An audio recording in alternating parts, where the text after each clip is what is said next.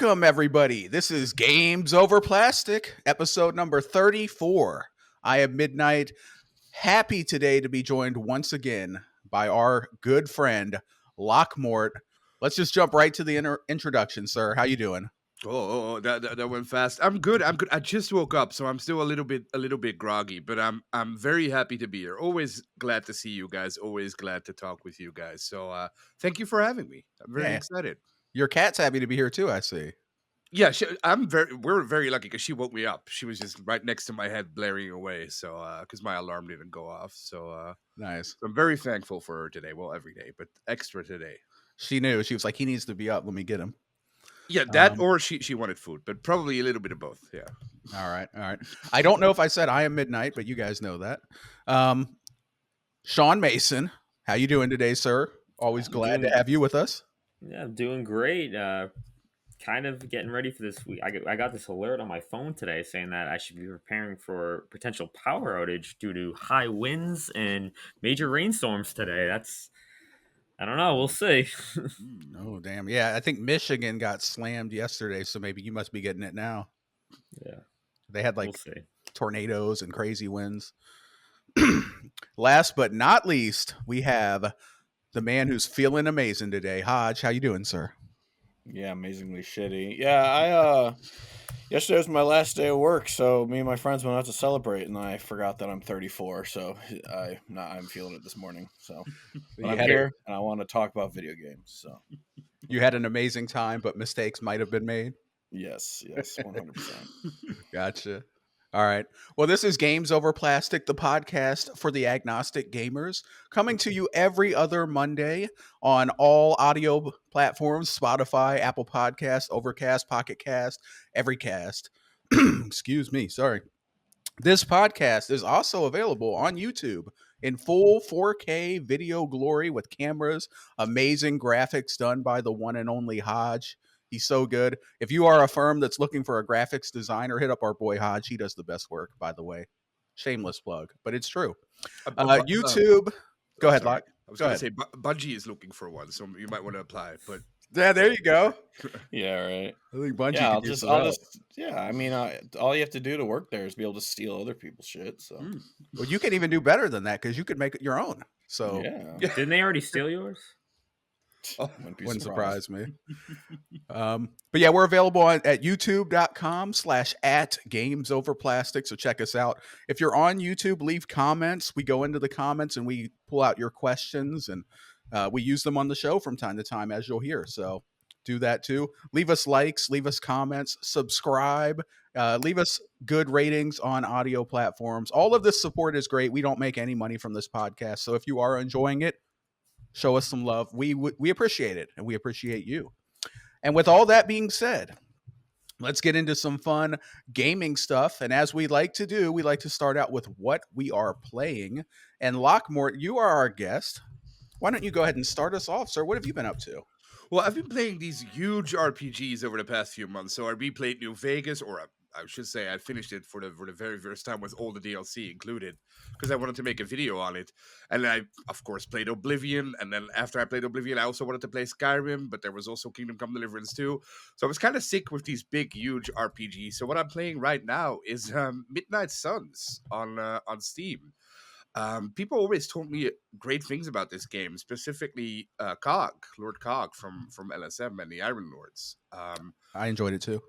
Oh yeah, of course. Yeah, I think you also told me about it. So I'm playing that now, and I'm really enjoying it. It's not as deep as most other RPGs, but that's a good thing, I think, because I was getting pretty sick of these big open world, massive RPGs. So I'm very happy with this game. It's a fun turn-based XCOM like game. Very great, very good. Yeah, I played that too. I enjoyed. I like Firaxis, as I know you do too. Yes, and yeah, I mean the combat is like a simplified XCOM with like card based. The social sim elements I thought were kind of corny, but I did enjoy. I had a lot of fun going back to the base and like upgrading and playing with your card deck and stuff. That was fun. Who's your favorite hero to use? Oh, I'm only my favorite hero to use is myself, the hunter, because you can mold it better. But I love Blade. I always love Blade. So That's awesome. I also think like the social links are. You're right. It's very corny. It's very cheesy, but it's also very wholesome. Like it's not a game you have to think about very hard, or you have to. It's basically like watching a movie half the time. So I'm kind of enjoying it, but I don't. How long is it? Because you already finished it, right? Of course. Oh God, man, I don't remember. I off the top of my head, I want to say maybe it's like around 30, 40 hours, but I'm kind of Perfect. guessing a little bit. All right. Okay. Cool. I think my favorite character was Nico. Isn't that like kind of like the Mm. goth chick? Yeah. Yeah. She has really powerful magic. Later on, when you get her powerful cards, like she has really powerful magic that'll hit like multiple targets and just mess Mm. stuff up. And she was really fun. So Oh, cool. She's one of the characters from the actual comics, right? Because I think that's pretty cool that they don't rely on the movies, but they really pull stuff from the comics, which is better than what the other Avengers game tried to do a couple of years ago. Remember? mm-hmm. Oh, I didn't mess play of the that one. game. Sorry. Yeah. What did you say, Sean? That mess of a game. Oh yeah, yeah. Yeah. All right. So Midnight Suns, Hodge or Sean, do you guys have any thoughts on that before we move on? I've never played it. I heard such good Nope. things though. And I've always I own it on PlayStation. It was on the PlayStation Plus collection at one point. I Yeah. got it through PS Plus. So I don't know. Maybe I'll give it a try one day. But it seems like it's a fun game, and it reminds me of the XCOM combat. 'Cause, same devs, and yeah, maybe I'll give it a try. Not the biggest superhero guy, but you know, Yeah, I recommend it. I think it's a good entry point into like an XCOM like game. It's not super complex. Like you're just kind of using cards, and the only thing you'll maybe do is like maneuver like the direction that you hit them in, so that they hit an explosive barrel or something. It's Yeah. it's very intuitive, but it's fun. I enjoyed it. Yeah. All right, you satisfied with that then, Lock? Yeah. Sure. Yeah. All right, Thank you for your contribution. and that was all you're playing currently. Yes, right now. Well, I'm also playing Star Wars Outlaws, but that's like a project that's gonna take months and months and months because I really recorded it and to make a video, so that'll be something. But yeah, mostly Midnight Suns. Cool. All right, I'll get into what I'm playing now. I am playing Claire Obscure Expedition 33, and this game is awesome. I love this game very much. I am at the very end of Act 2 right now, and some crazy stuff just happened, but then I had to go to bed because it was after 1 a.m. And I'm like, all right, I wanted to fully finish Act 2, but I'm like, it's after 1 a.m. I was like, I gotta stop. But it's awesome. I love the game. I like the combat. The combat is pretty fun with the turn based. My favorite character is Lune. I love Lune. Not only is she waifu, if you will, but I really enjoy her combat too, like her archmage. I'd like to start off the fight with that the area of effect fire damage that puts the burn on him, like the wildfire or whatever. And then I follow it up with this frost attack that hits him twice and gives you 4 AP back. And then after that, you can do the lightning dance on him, which hits him like 6 times. It does a ton of damage. Like it'll max out the 9999 currently. That's the current max damage like 6 times, and it'll just melt enemies. And it's really strong. So she's been carrying me a lot.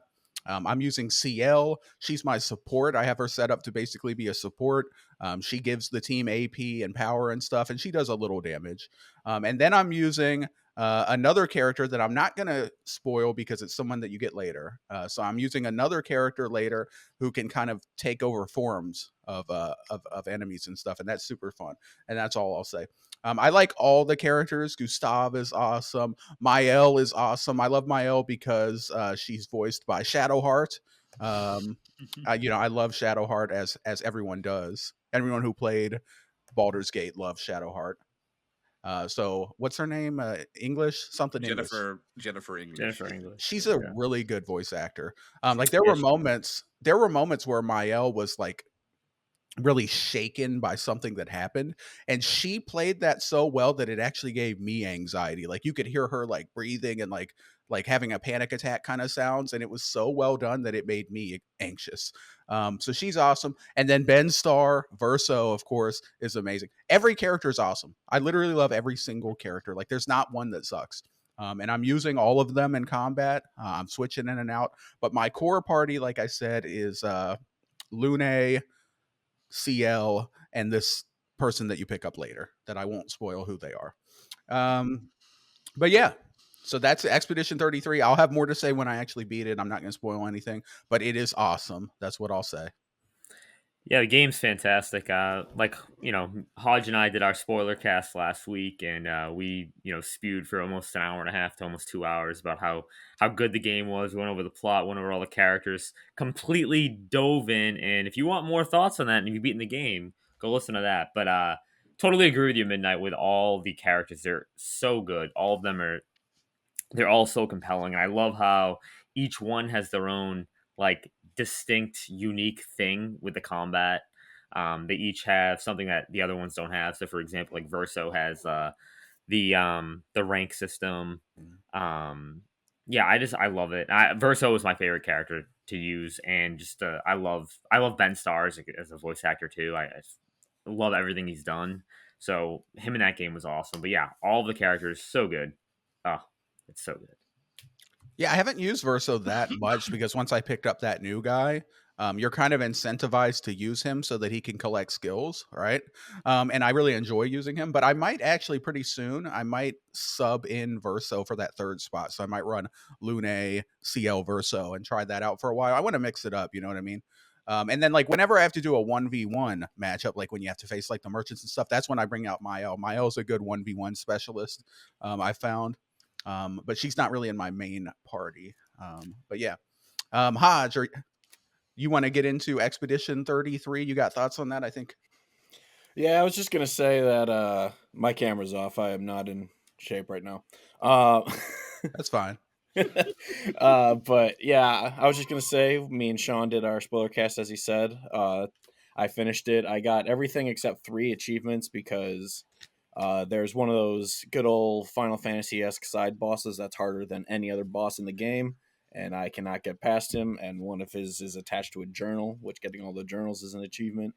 So I can't get those 2. And then I didn't get to level 99 because that would take forever. So, but yeah, I loved it. The third act is pretty quick to finish if you want, but it took me the longest because I was doing everything in the world before I finished it. So it was a game I enjoyed every single moment of. And yeah. So yeah, I beat it and I love it, and I'll one day play it on PlayStation also. And I think you said in Discord that you pretty much were rocking with the same core party as me, right? Yeah, I was Lune ACL and your And that, mystery third man. yeah, so great minds think alike there, Hodge. We both rocking with the same team. I like that. Yeah, Lune was my favorite to play as her Oh, power. I love Lune. Awesome. Yeah. Yeah. She's a great. All the characters are great though. Honestly, like I have nothing bad to say about a single one of them. They're all well written, likable, and cool.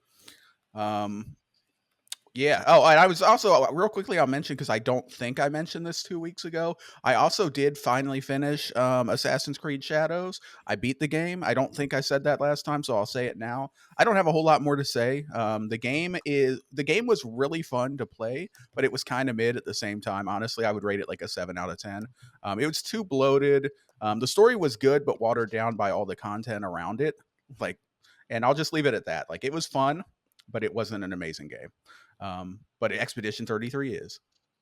And that's what I'm playing. Hodge, so if you want to take it away and finish what you're into. Yeah, so other than Expedition 33, I decided to bust out the Xbox 360, and because I was at Disc Replay the other day, and they obviously have all the retro games, and I found Guitar Hero 3 for Xbox 360.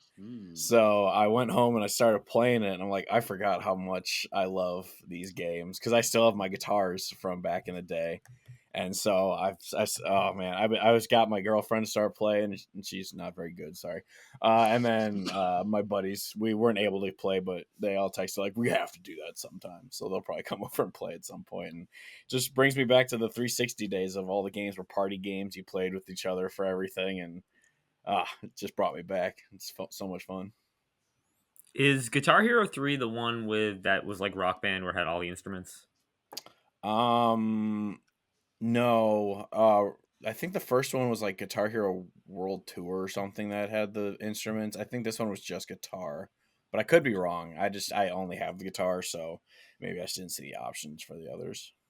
I don't know, I've never played Guitar Hero, so Yeah, it's so much fun, and it's funny because I play actual guitar, But actual guitar, I play right-handed because that's the only guitar I had to play. So I just had to learn right-handed. But in Guitar Hero 3, I still play left-handed because I'm actually naturally a lefty. Oh. Yeah. But yeah, that's all I got. All right, excellent. Sean, last but not least, what have you been into, sir? All right, so I've been playing a little game called Lunar. It's the Lunar Remastered Collection. This is a classic JRPG, originally released in 1992 for the Sega.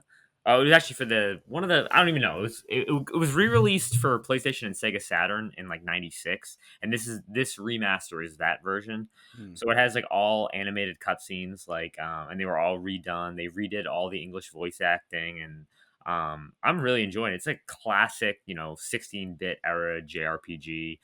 The world map screams like 16-bit Final Fantasy. Classic turn-based combat. I'm really enjoying it. I'm playing it's a collection of 2 different games. I'm playing the first one right now. I'm not that far in. Probably like maybe 10 hours in. There's a party of 8. There's 8 party members. They all have their sprites in the overworld, and it's such a cozy game for me just because it brings me back to those JRPGs that I love from that era. So far it's great. The menus are beautifully designed. It's not just like a little like text-based menu at the bottom, like you have like little icons. The menu's actually at the top. The enemy design is really cool. You can go back and forth between the remastered like graphics and the old style graphics, which is pretty cool. And you can go back to the old voice acting as well if you would like. Overall, it's good. I'm enjoying it so far. That's all I can really say right now. But shout out to my boy Alex. He's the main character, and I freaking love him. He's awesome. Classic JRPG story. You're just on a quest. Yeah, you got thrown into this mess, and now you have to, solve it and figure it out. Are you playing it with or without the voice acting? I'm playing it with the voice acting. Okay. Yeah, I was curious because I know you said sometimes you do like to just read. Yeah, no, I'm playing it with the voice acting, but like if like the text is up there, I might just read like the text. But like there's like full on animated cutscenes, like it's like a 2D traditional movie, and that I just listen to the voice acting because it's great. It's really good. I'm playing it on Switch as well, so I'm mainly playing that in handheld mode. Okay. Awesome. I don't know You if guys anyone love else that has. game. Yeah, I don't think any of us have thoughts on that, but it's very weeby. sorry. Well, what else All have right. you been playing, sir? All right, and I'm also playing Pokemon Legacy Crystal Edition. This is a mod that was released about 2 years ago for Pokemon Crystal, and it basically makes the game more difficult, more challenging, kind of like what you remembered playing Pokemon was as a kid, because then you go back to it now and you're like, wow, this is a lot easier than I remember. It fixes a lot of the random, like the problem with the leveling in Pokemon Crystal. It also fixes a lot of the move sets. It adds in some quality of life features, like it gives you running shoes. It fixes just a lot of like it's a lot of quality of life stuff, but it keeps the game like the core of what you remember. It also, there's a hard mode on it, so I'm playing in hard mode, so it's like a hardcore Nuzlocke. So if your Pokemon die, like you can't revive them. You can't use items in battle. It's on set mode. It's really fun. I'm really, really enjoying it. It makes you really strategize. It makes me rethink. I've played this game so many times, Pokemon Crystal. It makes me re-strategize everything I have to do. Like I have to go into a battle prepared, because if I'm not prepared and I don't know what's coming, like I'm totally screwed. Overall, it's a great time. I'm about 2 gyms in right now. I'm rocking with my Totodile. Love my Totodile, my favorite Gen 2 starter. Shout out to Pidgeot. Love my Pidgeot. Yeah, overall, it's a great time. Hardcore Nuzlocke. It's great. It's fun. It's a lot of fun. I think Hodge would really like it. It might be a little too hard for him, though. Do you want me to comment on that? No, it's up to you. There's a Yellow Legacy. He did Crystal Legacy, Yellow Legacy, and Emerald Legacy, and it's really cool. I'm gonna do Yellow next. Oh, nice. Because I'm doing them in the release order, so. Yellow's as everyone knows, when we get into it, it was one of my top 10 games of all time. I love that game. But so yeah, I think you would like it, Hodge. I think you would. Nice. Okay. Good stuff. Speaking of Weeby games, which are on the Nintendo platform, you reminded me, Sean. Look what I went and got. That's right. I got Yeah, I know. I saw. Fire Emblem Engage and Fire Emblem Three Houses for the Switch. I'm ready for the Switch 2. I'm going to play Three Houses first, of course. I'm hoping that this Engage works because it's Peggy 12. It's It, the it EU. will. It will. It's not region locked. Good, good, good, good. That's what I figured. It was. I got it. It was $38, so I had to do it. All right. So that is what we are playing, right? Everyone's got their stuff in. Mm-hmm. All right. Let's go ahead and move on to our write-in for the show. And as we do, Sean Mason, you want to take it away, sir? Yeah, sure. I'll read it. This comes from Stevie Walnuts. What studio or IP do you want to make a Western JRPG?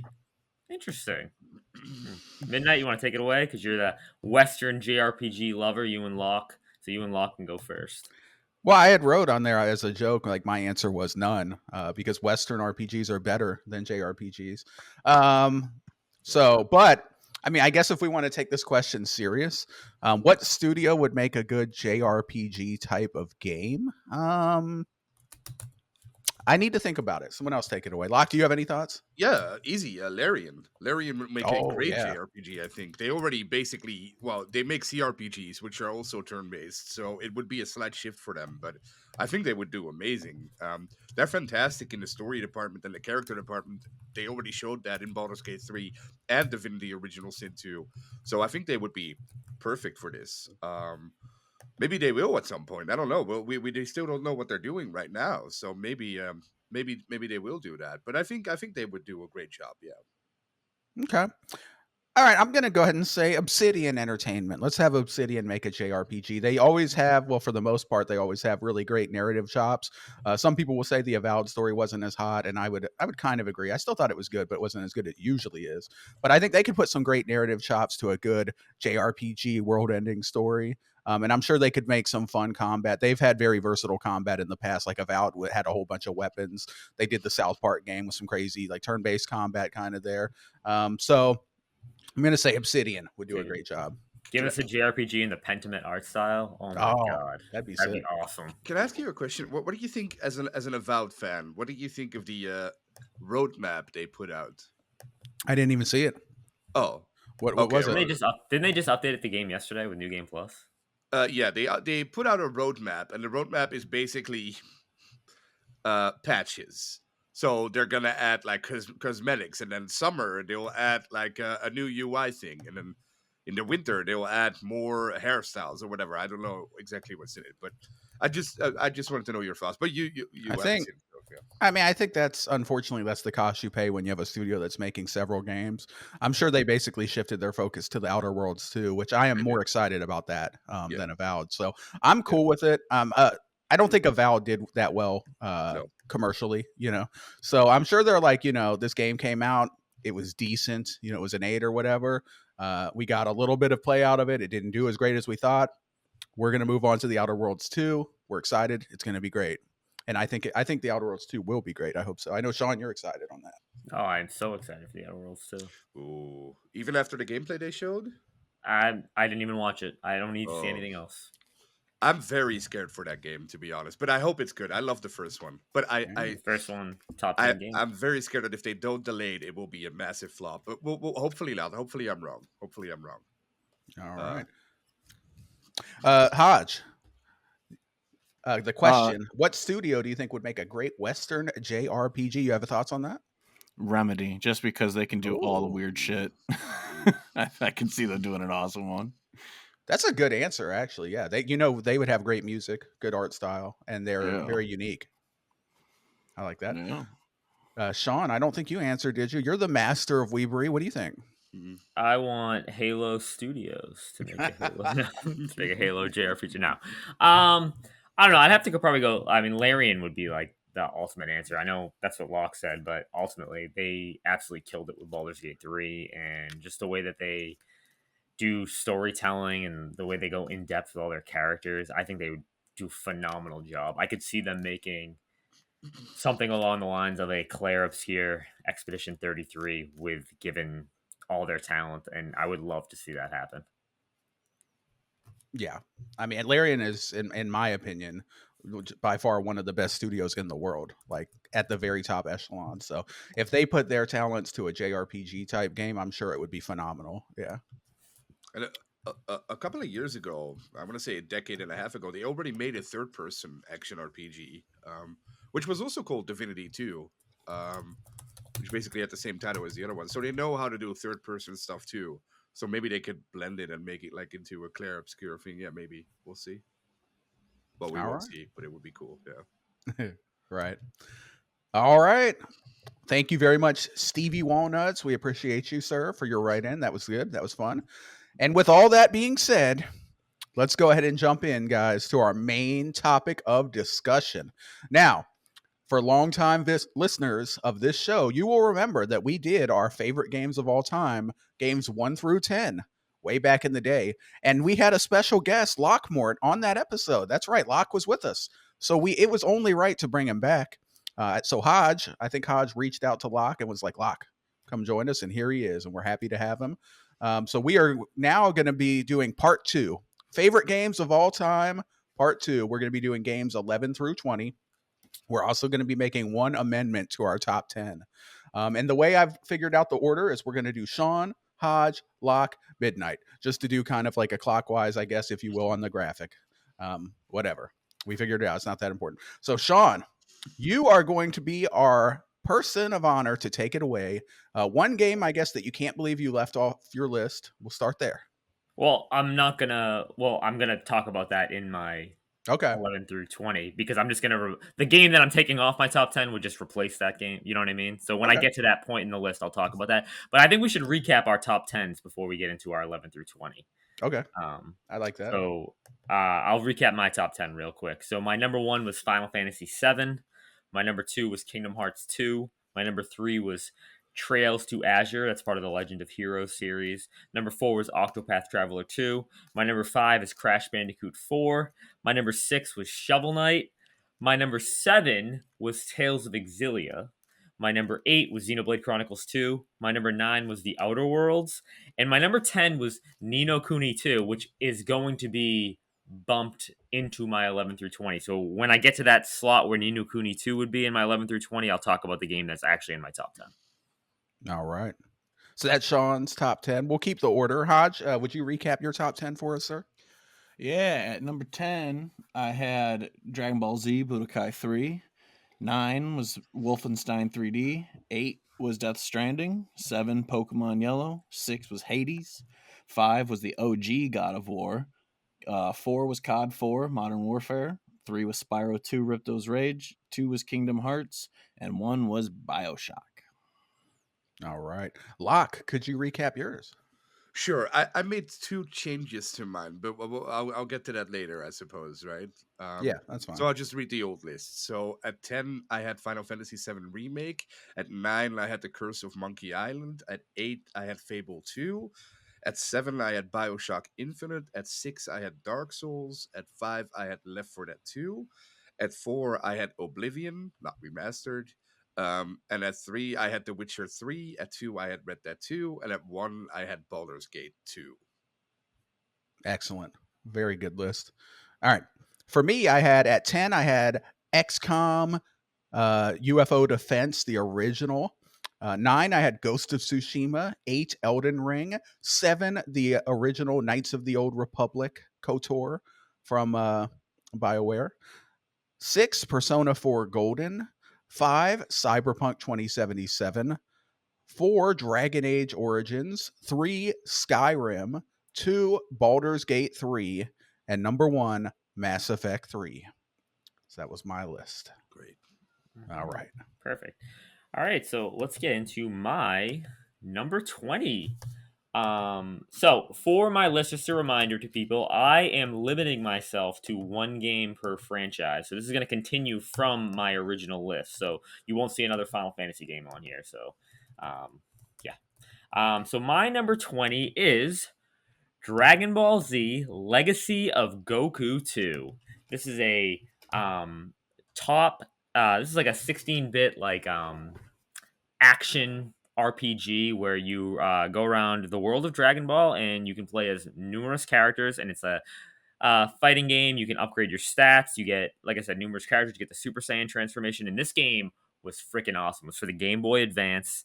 I would love a remastered collection to come to Switch with the first one, second one, and the third one, which is called Blues Fury. This covers the Android saga all the way up to Cell. And I remember I played this game so much as a kid. I still have my original cartridge of this. You start off as, it's really a Gohan game, to be honest. It's not really a Goku game. You start off as Gohan, and he's like the one you primarily play as, but you can eventually play as Piccolo and Krillin and even Tien, Goku, Vegeta. You get to run around the world. There's side quests to do. It was really cool because this is like one of the first times I remember like playing Dragon Ball that I realized that they referred to Hercule in America as Mr. Satan, because I call him Mr. Satan in the game, which is funny. I'm like, why do they call him? Like, I had no idea. You know, I was like 6 years old, 7 years old. But it was a lot of fun just running around, doing all the different side quests, fighting random enemies, beating up wolves in the forest as young Gohan, and like the wolves would like kick your butt, and you're like, I'm supposed to be like a Saiyan. I just came off of Namek, you know, fighting like Raccoon. Now I can't beat up a wolf. But it was an overall blast. I really enjoyed my time with this game, and it gave me that overworld is just so, like, just flying through the overworld was awesome. Yeah, I really want a remake of this game. Oh, not even a remake. Just give me the remastered collection on Switch. Like, I know they just did those Yu-Gi-Oh! GB, Game Boy, and GBA games on Switch. I would love if they just did this with these Dragon Ball games. These are like true action RPGs. They're not fighting games. They do a really good job at retelling the story, and the side quests are awesome. It's so much fun. Dragon Ball Z Legacy of Goku 2. Okay. And that's your number 20, right? Yes, that's my number. We're going 20 to 11. Okay. I just want to make sure that that's the order we're going to follow. Okay. Yeah. Because I wrote down 11 to 20, but it does make sense to flip it. All right. Does anyone have any thoughts on Dragon Ball Z Legacy of Goku 2? I did not play it. You know who also loves that game? Loves that game? Maddie? Yep, exactly. Yeah. Yeah. Yeah, I knew that. Yeah. I remember editing It's so the good. video. Yeah. It's just, it's so good. Looked fun, yeah. That's fine. Apparently, Maddie needs to fix his posters, by the way. That's what I heard. Now, you need to tell him that, Locke. I saw GJ in the Discord was like, I'm not going to watch a Maddie video till he fixes his posters. And I was like, what? He posted a screenshot. Those posters are all over the place, dude. I know, but it's cool. It's kind of cool, no? I kind of like it, but I'll tell him. Yeah, let him know, dude. Let him know. He's losing one viewer, maybe. All right. Hodge, did you play that game? You're up next, by the way. Yeah, I adored those games. I agree. I would love a re-release of the trilogy. Especially since the GBA is a part of Nintendo Online. Like, it'd be awesome if they added it to the Switch. And the second one was so much better than the first. Like, the first one was okay, but the second one was just like took it to a whole nother level. Yeah, they're so good. But, was it kind of like a JRPG type of deal? No, it's like an action based. It's I mean, kind of like a JRPG. It's Bandai Namco, but it's like a action based one. But it's not like a traditional turn based game. It's like an old Zelda game for like, yeah. Well, maybe I'll try that if they port it to Switch 2 somehow. Yeah, that'd be awesome. All right, sorry, Hodge. Go ahead. No, you're good. My number 20 is a game that came out last year called Helldivers 2. Just even in this time, like, it's one of those games where just Thursday they came out with a new pack and everything. So me and my buddies jumped in and started attacking bugs and Illuminate stuff, and it's just an amazing online game that we haven't had that much fun doing it. So, I mean, Fortnite was kind of there too, but like before that, it was like it had been since like an old Call of Duty or Halo, where like a game got us to all be like, we have to get on and play together. And so it's just a delight. And it also came out of nowhere. I remember watching gameplay for it, and I was like, it looks kind of like, I don't know, Gears of War meets Starship Troopers, because the gameplay or the trailer does not do that gameplay justice. Like, you have to actually be in there and accidentally killing your friends with airstrikes and stuff before you're like, oh shit, like, to enjoy the love of this game. So yeah, I loved Helldivers 2, and I still do, because I still play it. So I had to throw it there into the top 20. All right. Anyone have any bars for Helldivers? I didn't play it. Oh, great game. Yeah, Hodgie's absolutely right. Fantastic multiplayer game. Super fun. Okay. Locke, you are up next, sir. Well, what I did is a little bit I can't say the word on here. I think it's not very smart. I think, but what I did was last time I was on, I picked this game as my number 10, but I had to bump it down because a year passed, or has it been a year? Yeah, it has been a year, right? And I haven't really thought about this game, and this game also got a sequel in the meantime, and the sequel I really enjoyed a little bit better. So I had to bump this game out of my top 20 and put another game in its place. And that game was Final Fantasy VII Remake, which is now gone. It's no longer Wow. in my top 20. Not Wow. because it's a That's bad a game. huge fall off. Yeah, and it's not because it's a bad game, but because the last time I was on, I just played it. I just played it like 2 or 3 months before, so it was still very fresh in my mind, and I was very impressed with it. But since then, I played Rebirth, which I enjoyed better, Mm-hmm. but I can't put that on my list because I haven't finished it yet. So Final Fantasy VII Remake is my new number 20, formerly number 10, and in Okay. number 10, I put a game that should have been on my list last time, but didn't put on there because it was too long ago since I played it. So my new number 10 is a game you also have on your list, Midnight, and that's KOTOR 1. Yeah, I mean, that game is amazing. Yeah. Oh God, I hope that remake comes out, dude. I don't know what's going on. Well, let's hope, yeah. It's gonna be so good because I imagine Hodge and Sean may not have played KOTOR 1. I don't I know. played it. I Oh. played it. You loved it? I assume? I didn't love it. I thought it was really good though. I mean, I think it's really good, but I wouldn't. I didn't like love it. Sure. Okay. Sure, Okay. that's fair. It needs a remake though. There's a lot of people that missed out, and I'm sure the remake would make it better. Nice glow up, you know. Shout out to Corey. Yeah. Oh yeah, Corey. Corey and me are diehards for that, especially. Yeah, Corey's made it his whole online identity though, so shout out to that. I still need to play the sequel. All right, so Final Fantasy VII Remake, awesome game. Number 20, yep. Yeah, you do need to play KOTOR too. It's awesome. I played them both back to back in February because I wanted to make a video on it, and it was such a great experience playing them back to back. Because I only played both of them back when they released, like 20 years ago. So it was really fun to go back and play them both again. I remember you weren't super high on 2, but then when you Nope. replayed it, you appreciated it more, right? Yes, exactly. So that's what I'm doing lately. I'm replaying older games that I didn't really like when they launched, but now I can appreciate them more. And KOTOR 2 is a perfect example. I didn't like that at all when it launched, and now I loved it. I thought it was fantastic. It's an excellent role-playing game. Yeah. You really get to play a role and make a lot of good choices and stuff. Yeah. Yeah. All right. So I'll go ahead and move on then with my pick here. Let me pull up my list. So, Sean, you're going to like this. My number 20 pick. This is a JRPG. Ooh. And I think it might be my only JRPG in the top 20. But this is probably my favorite JRPG that I've played. Yeah, Persona 4 is in your top 10. So. Oh, you're right. I lied. All right. I lied. Yeah, Persona 4. It's all good. That is technically a JRPG. All right. So, but this one is arguably just as good. I love this game. Octopath Traveler 2, Sean. Woo! That game, Love you recommended it for me, and I played it, and man, was this game fucking amazing, dude. This game was a masterpiece, honestly. It's number 20, but honestly, like, pick a day. It could probably slide up to like number 9 or something, just randomly. Beautiful world, beautiful HD 2D style, awesome music, amazing characters, super fun combat, dude, with like how you can like use your TP to like do multiple attacks at once. Really great characters. I just love this game. The stories were awesome. The only thing I didn't like about this game, and it was probably because I'm a JRPG noob, if you will, is that I wasn't ready for the severe ramp up at the end. So when I went to challenge the boss, I'm like, oh, this is gonna be easy. I got my ass beat. Like I had not struggled once, so I'm like, yeah, we got this. And then I pulled up on the boss and got destroyed, and I was like, oh shit, I guess I'm not ready. So I had to spend like 10 hours like grinding and powering and getting ready, and then I went back and beat her ass. So I never did. I didn't beat the optional boss though, because that thing was crazy. That thing was super hard. I tried it one time. I pulled up, like my party's like level 90 and stuff. Like I was super high level. I pulled up and I got absolutely destroyed by the optional boss, like instantly. Like it wasn't even close. Like I just got wiped out in a flash, and I was like, yeah, we're not going to do this. I'm going to go ahead and move on to the next game. But I love Octopath 2, and I recommend it to everyone. So that's my number 20. Yeah, shout out to Throne. Octopath 2, great game. As we know, is number 4 on my list. Freaking love it. Throne Love was it. your favorite character. Mine was Temenos, the cleric. I love him.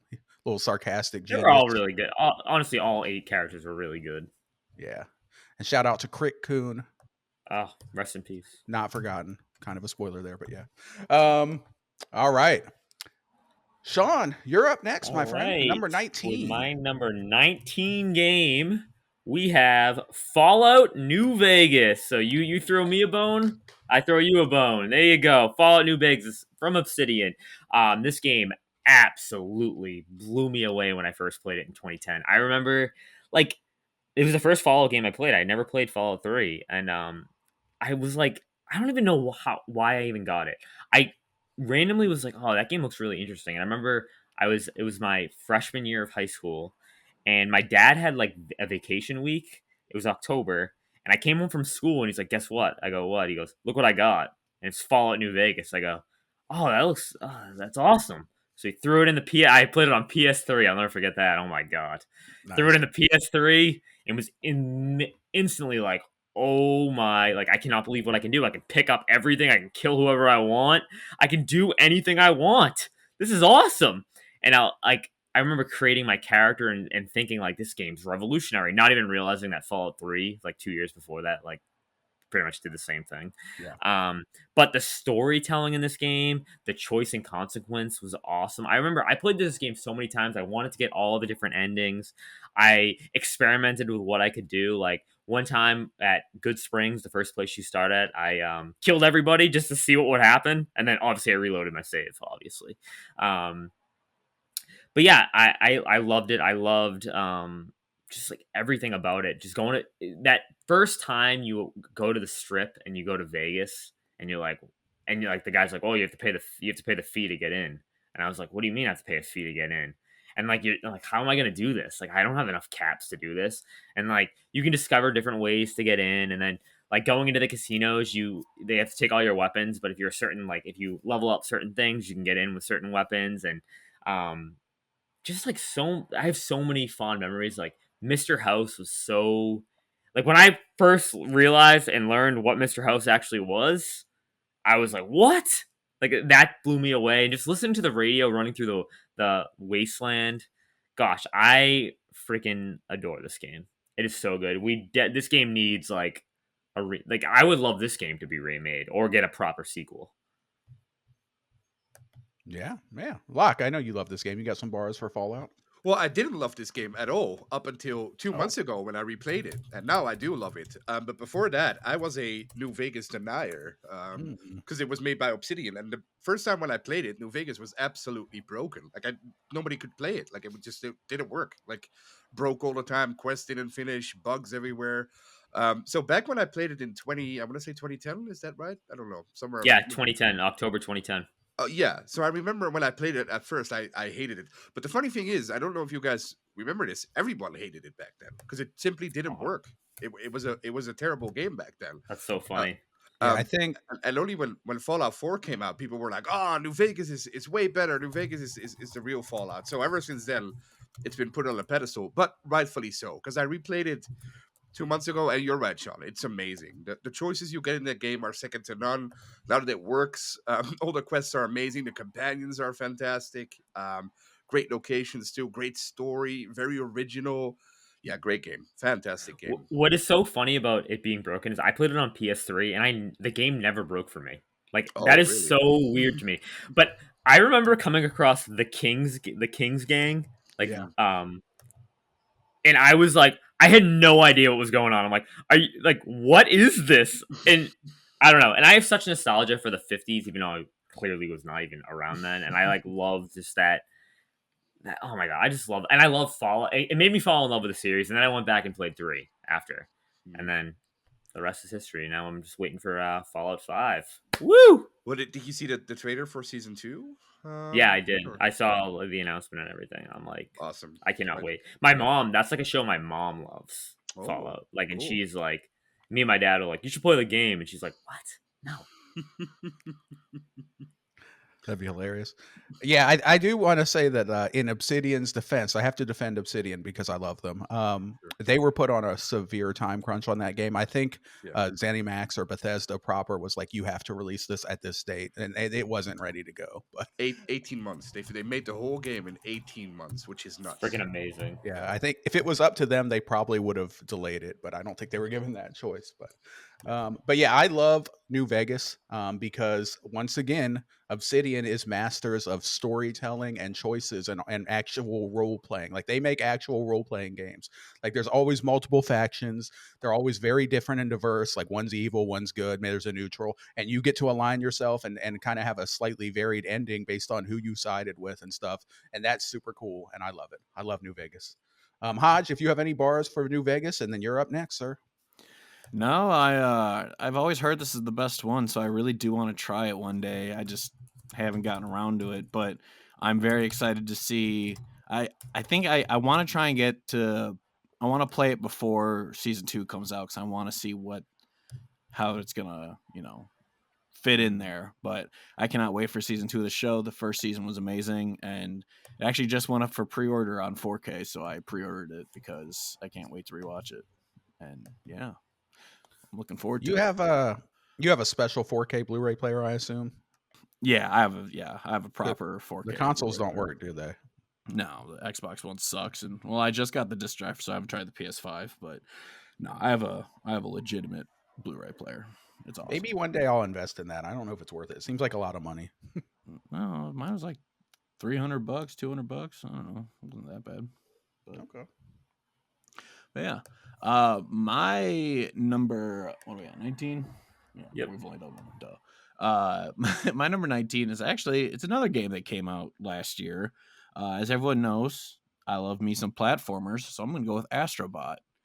It was Ooh. just such a charming game. It was like every level I had just a big dumb smile on my face the entire time because it's just such a joyful game. And then obviously finding the bots that are old PlayStation mascots, and you're like, oh, look at I saved Gex the Gecko, or like kind of like it's just such a blast from the past. And like we talked about, we did a spoiler cast for it actually last year, me and Sean, and we talked about how sometimes companies can do stuff where they promote their own shit in it and it comes off as cringy and just corporate, but you could tell it was just a beautiful homage to the history of PlayStation, just like Astro's Playroom was the free one that came with the system. Like Astrobot is a perfect mascot for PlayStation now, and so I'm happy that these games are living up to the joy, and I cannot wait to see what Team Asobi does next. I want another Astrobot game. But yeah, I loved this one so much, so I was like, oh, it's got to go in my top 20. So much love was put into that game, and yeah, like you said, Hodge, if you really want like a full breakdown, me and Hodge we dove deep into it. It's so good. Yeah, and they're still putting out content, which makes it Yep. just as fun. So yeah, Forever on my PS5 console. I will never delete it. yeah, same. All right, right on. Locke, if you have thoughts, then you're up next, my friend. Yeah, no, I loved it too. I thought Astrobot was fantastic. I have a stupid rule with myself, is that I don't put games in my list that came out either this year or last year, because I know myself and there's a lot of recency bias. So, for instance, Kingdom Come Deliverance 2 would probably be on my list next year, but it's too early now. It only came out a couple of months ago, so I don't know where it'll rank in like a year or so. So I'm not gonna put recent games on my list, but otherwise Astrobot would probably be on my list as well right now. But right now it's not, because at number 19, I was looking at my Steam list and at like the most hours I have in games. And this game I have over 1.5k hours in, so I had to put it on my list. But it's a bit of a weird one because it's Counter-Strike Global Offensive. Ooh, okay. Which launched in 2012.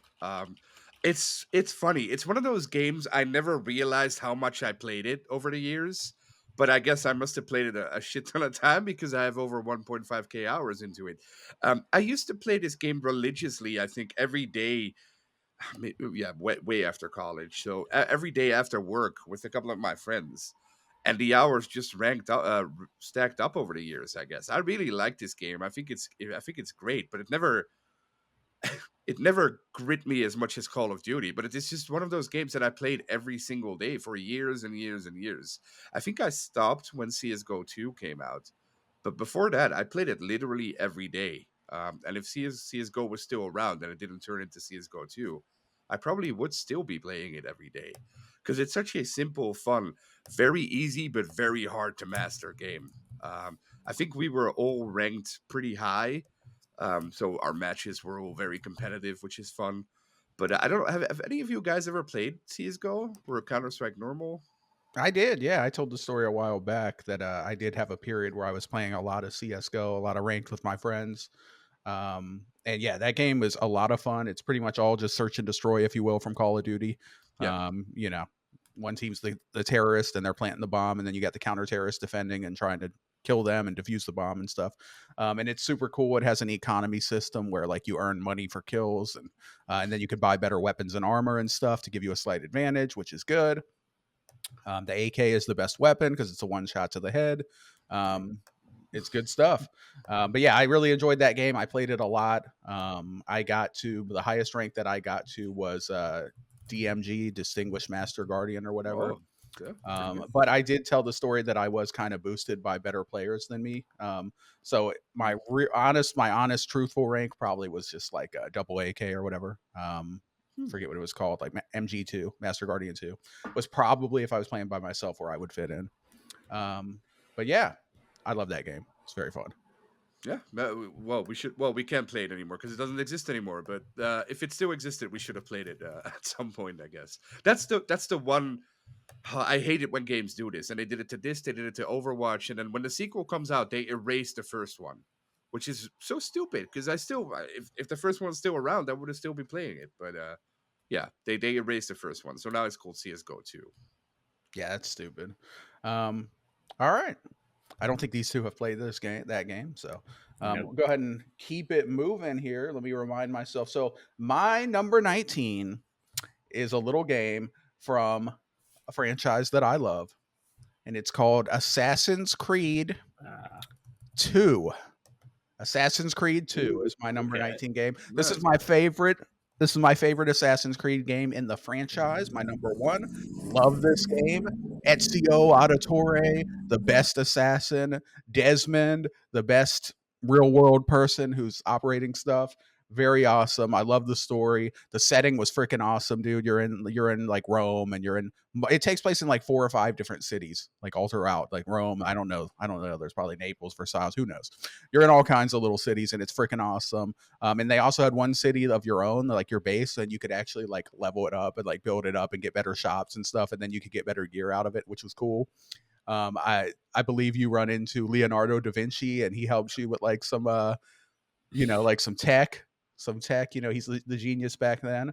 And it's super awesome, dude. I love this game. It was so fun. It was so much better than the first game. The first game was kind of trash. It was cool because it started the franchise, but it's like the worst one on my list of all the games. AC2 is the best.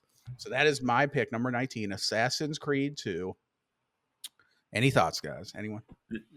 To me, like I never played them, but Assassin's Creed 2 is what kind of invented like is your sequel going to be like the next level thing? Is it going to get the Assassin's Creed 2 treatment? Like that's what I think of when I think of Assassin's Creed 2. Like that's what everyone holds sequel standard. Everyone still says it. Like, is it going to get that Assassin's Creed 2 jump? So the fact that it's your favorite still to this day is like that speaks volumes to how good it is. Yeah, it's awesome. All right. If no one else has any more thoughts, Sean, you are up with number 18. All right. My number 18 is Pokemon Platinum. This is my favorite overall Pokemon game of all time.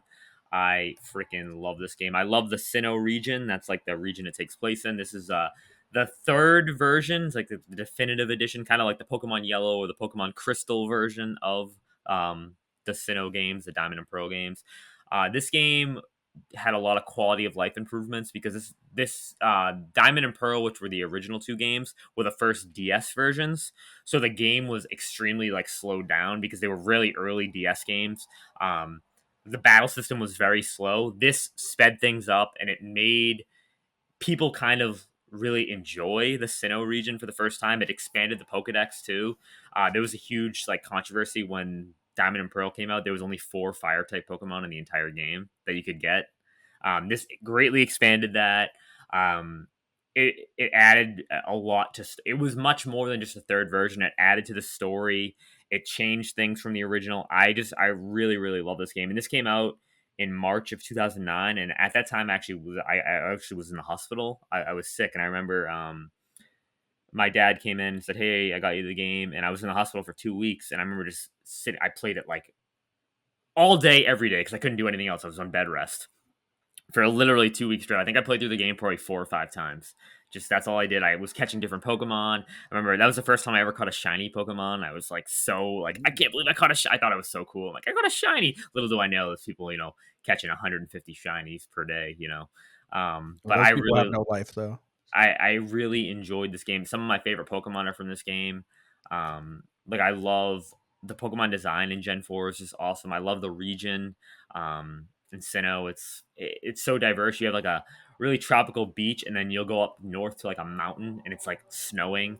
This introduced a lot of new mechanics. The physical special split was here.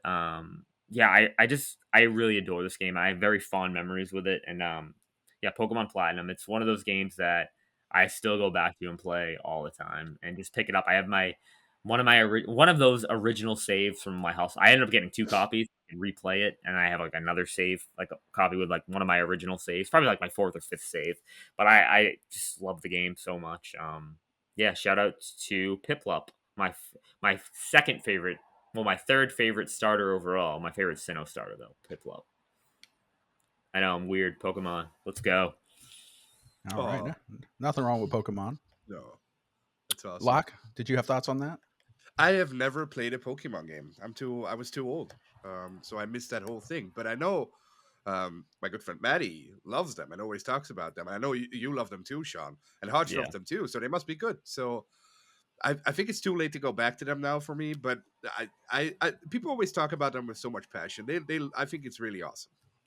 I was the perfect age. Like I don't know. It came out when I was like a really little. Like I got into it around Gen 2, Gen 3, like after Hodge. But it was like the perfect time. Like it was peak Pokemon was around there, like Pokemania and all that. I remember going before the Nintendo store was the Nintendo store in New York City. It was the Pokemon store, and the first time I went to New York City, I went to the Pokemon store and I was like blown away. Like I could not. I was 5 years old. I was in absolute heaven. Very nice. Very nice. Hodge, I bet you got some thoughts on this, and you're also up next. Yeah, I my time with Pokemon ended after the second gen. I had gotten old enough that I was like, I don't want to deal with this anymore. So after Silver, I fell off Pokemon until I decided when I got a 3DS years ago, and Ultra Moon came out, and that was the first one I went back to. So the only reason I ever knew about the third generation of Pokemon is because I played Pokemon Go for a long time, and so I collected them all in that. But yeah, I never played the third gen of the actual Pokemon. So maybe one day I can get back and play all the old ones that I missed. But yeah, I don't know. I love Pokemon, but yeah, my love of it kind of begins with Gen 1 and ends with Gen 2. So even in the newer games I've played, I don't really care about any of the Pokemon in them. They're just they don't land as much. Obviously, nostalgia is a hell of a drug, so they don't land as much for me. But yeah, I do like Pokemon. So I hope one day they put out another good Pokemon game instead of the garbage they've been putting out. But anyway, my number 18 is a little game that they've made into a TV show that's pretty popular. That's The Last of Us Part 1, obviously.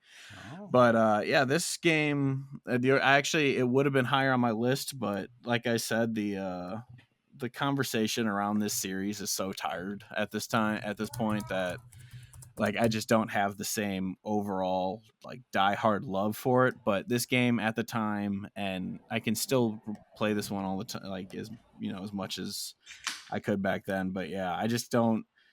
have this series in such high regard anymore because of the conversation. But this first game, it was such a masterpiece. Just the first game I think I ever played where I was like, the acting in this game is so good.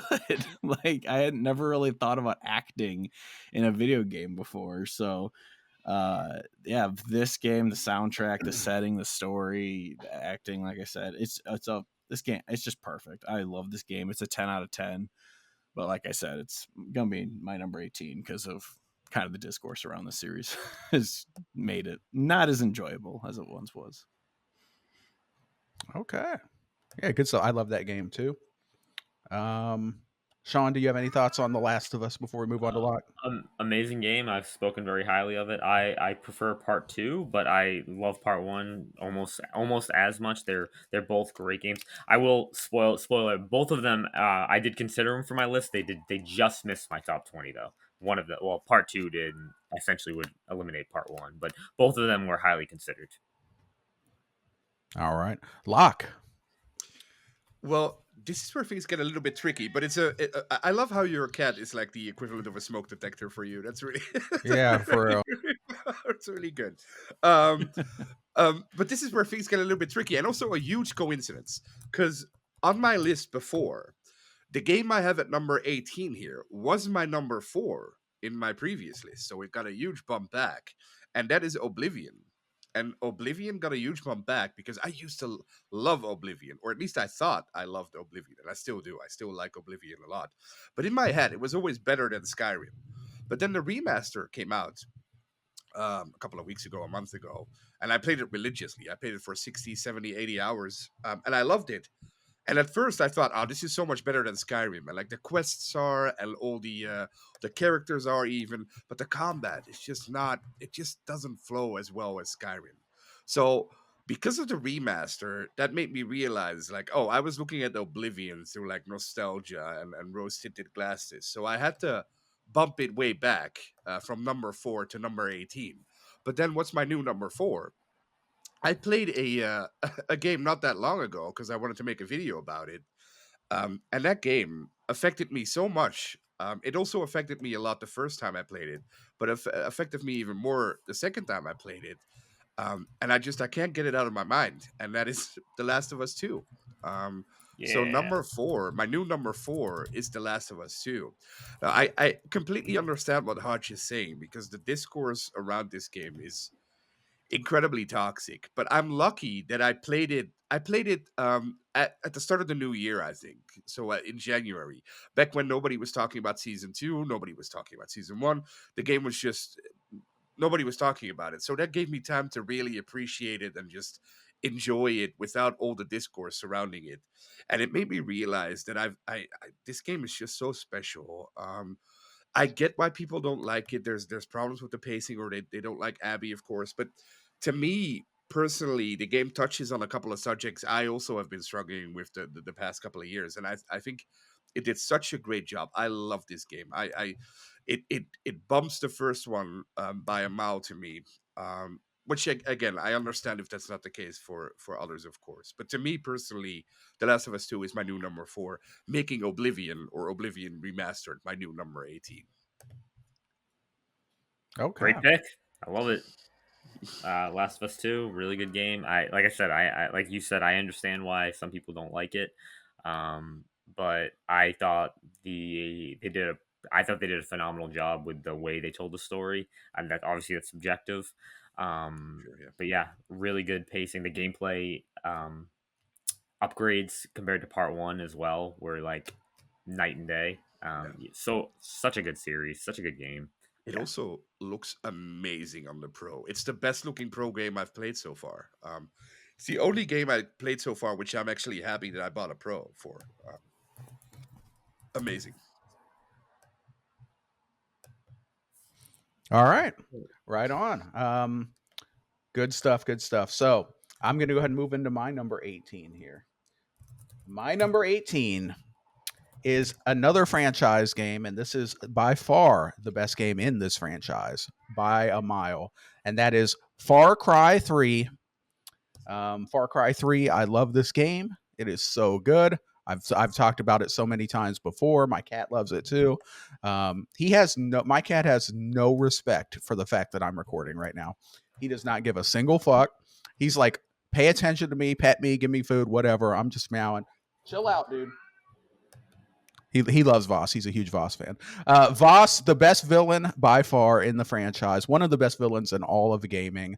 I've talked about this game so much, so I don't want to go too much into it. But it has an awesome setting, really really fun tight shooting, awesome like side stuff like the hunting. They made the hunting really enjoyable, and it was functional too because it improved your equipment and made combat better. The Voss, again, I'm going to say it again. He's amazing. The other person, Citra, who you deal with, is also awesome and is super hot. And then you get a choice at the end of the game whether you want to be with Citra or not, which is awesome. The game's awesome. Everyone should play it. It's so fun. It still holds up, I would say, if you play like the definitive edition or whatever. Dude, this game's awesome. Go play it. Far Cry 3, my number 18. I'll leave it at that. Anyone have thoughts on that? And otherwise, let's keep it moving. Great game. My favorite is 5, but I love 3 as well. Okay. The only issue I have with what you said is Voss. This is a spoiler. I don't know if that's allowed.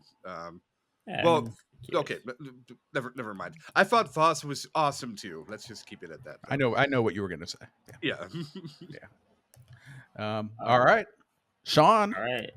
My number 17 is Horizon Forbidden West. I freaking love the Horizon series.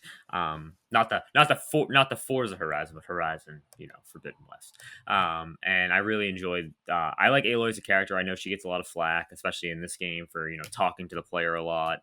And but this game is, 1, it's gorgeous to look at. 2, it's super fun to play. And 3, I love the lore and the world behind Horizon. I was one of those people who read like every single document you could find in this game, sitting there reading it, listening to the audio logs. But yeah, this game blew me away when it came out. I was blown away by the story. I had no idea that this story was going to take certain turns that it did, and it made me instantly want a part 3, and I'm so curious to where they go with part 3 because there has to be a third one, obviously the way the game ends, for those who know. I thought the side characters were awesome too. You get a little they kind of flesh out the side characters a little bit more in this game. The different factions you come across are a lot more interesting in this game than the first one. The areas you travel to are much more diverse. It is so cool when you discover like what actually happened and what actually is going on with why the world is like this. And, I just loved it. And I highly, highly suggest it to everyone. I know a lot of people give it flack, but I think a lot of people give it flack and they never actually played it. They just hear like, oh, I heard Aloy talks to you a lot. It's like, okay, but have you played the game? I loved it. All right. I love that you love it, Sean. Does anyone have thoughts on Horizon here before we keep it moving, guys? No? Okay. Hodge, you are up again. Yeah, I didn't say anything because I wanted to see if you guys said anything. But yeah, I love the first Horizon. I fell off the second one, but it's because I was burnt out from playing the first one because I replayed it. But I actually just bought the upgrade for the remaster of the first one. Now that I have a Pro, I want to try it with the Pro enhancements. But I'll go back to this game eventually because it was fun. But I'm in the camp of I don't like Aloy that well, but the games are beautiful and they're fun to play. So it's a good pick, I'll say. But my number 17 is actually, I think maybe recency bias did get my top half, but my bottom half will be better. But because I have 17 is Final Fantasy VII Rebirth. Ooh.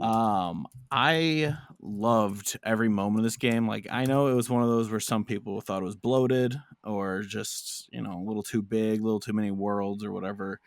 But I loved every moment of this game. It never felt too long to me. I completed every open area, did everything. I love the kind of the sequel-esqueness of the story rather than it being a true remake of an old game. It's a cool mystery that we're still obviously learning because there's a third part coming out. But Yeah, I loved this. I mean, I played it when I quit one of my old jobs without having a new one because I just didn't like the job that much that I was so I was unemployed for like a month, and so I played through this nonstop over the course of a week and put like 70 hours into it or something like that, and beat it really fast. But yeah, I loved it that much. It was a fantastic game. So yeah, Final Fantasy Rebirth.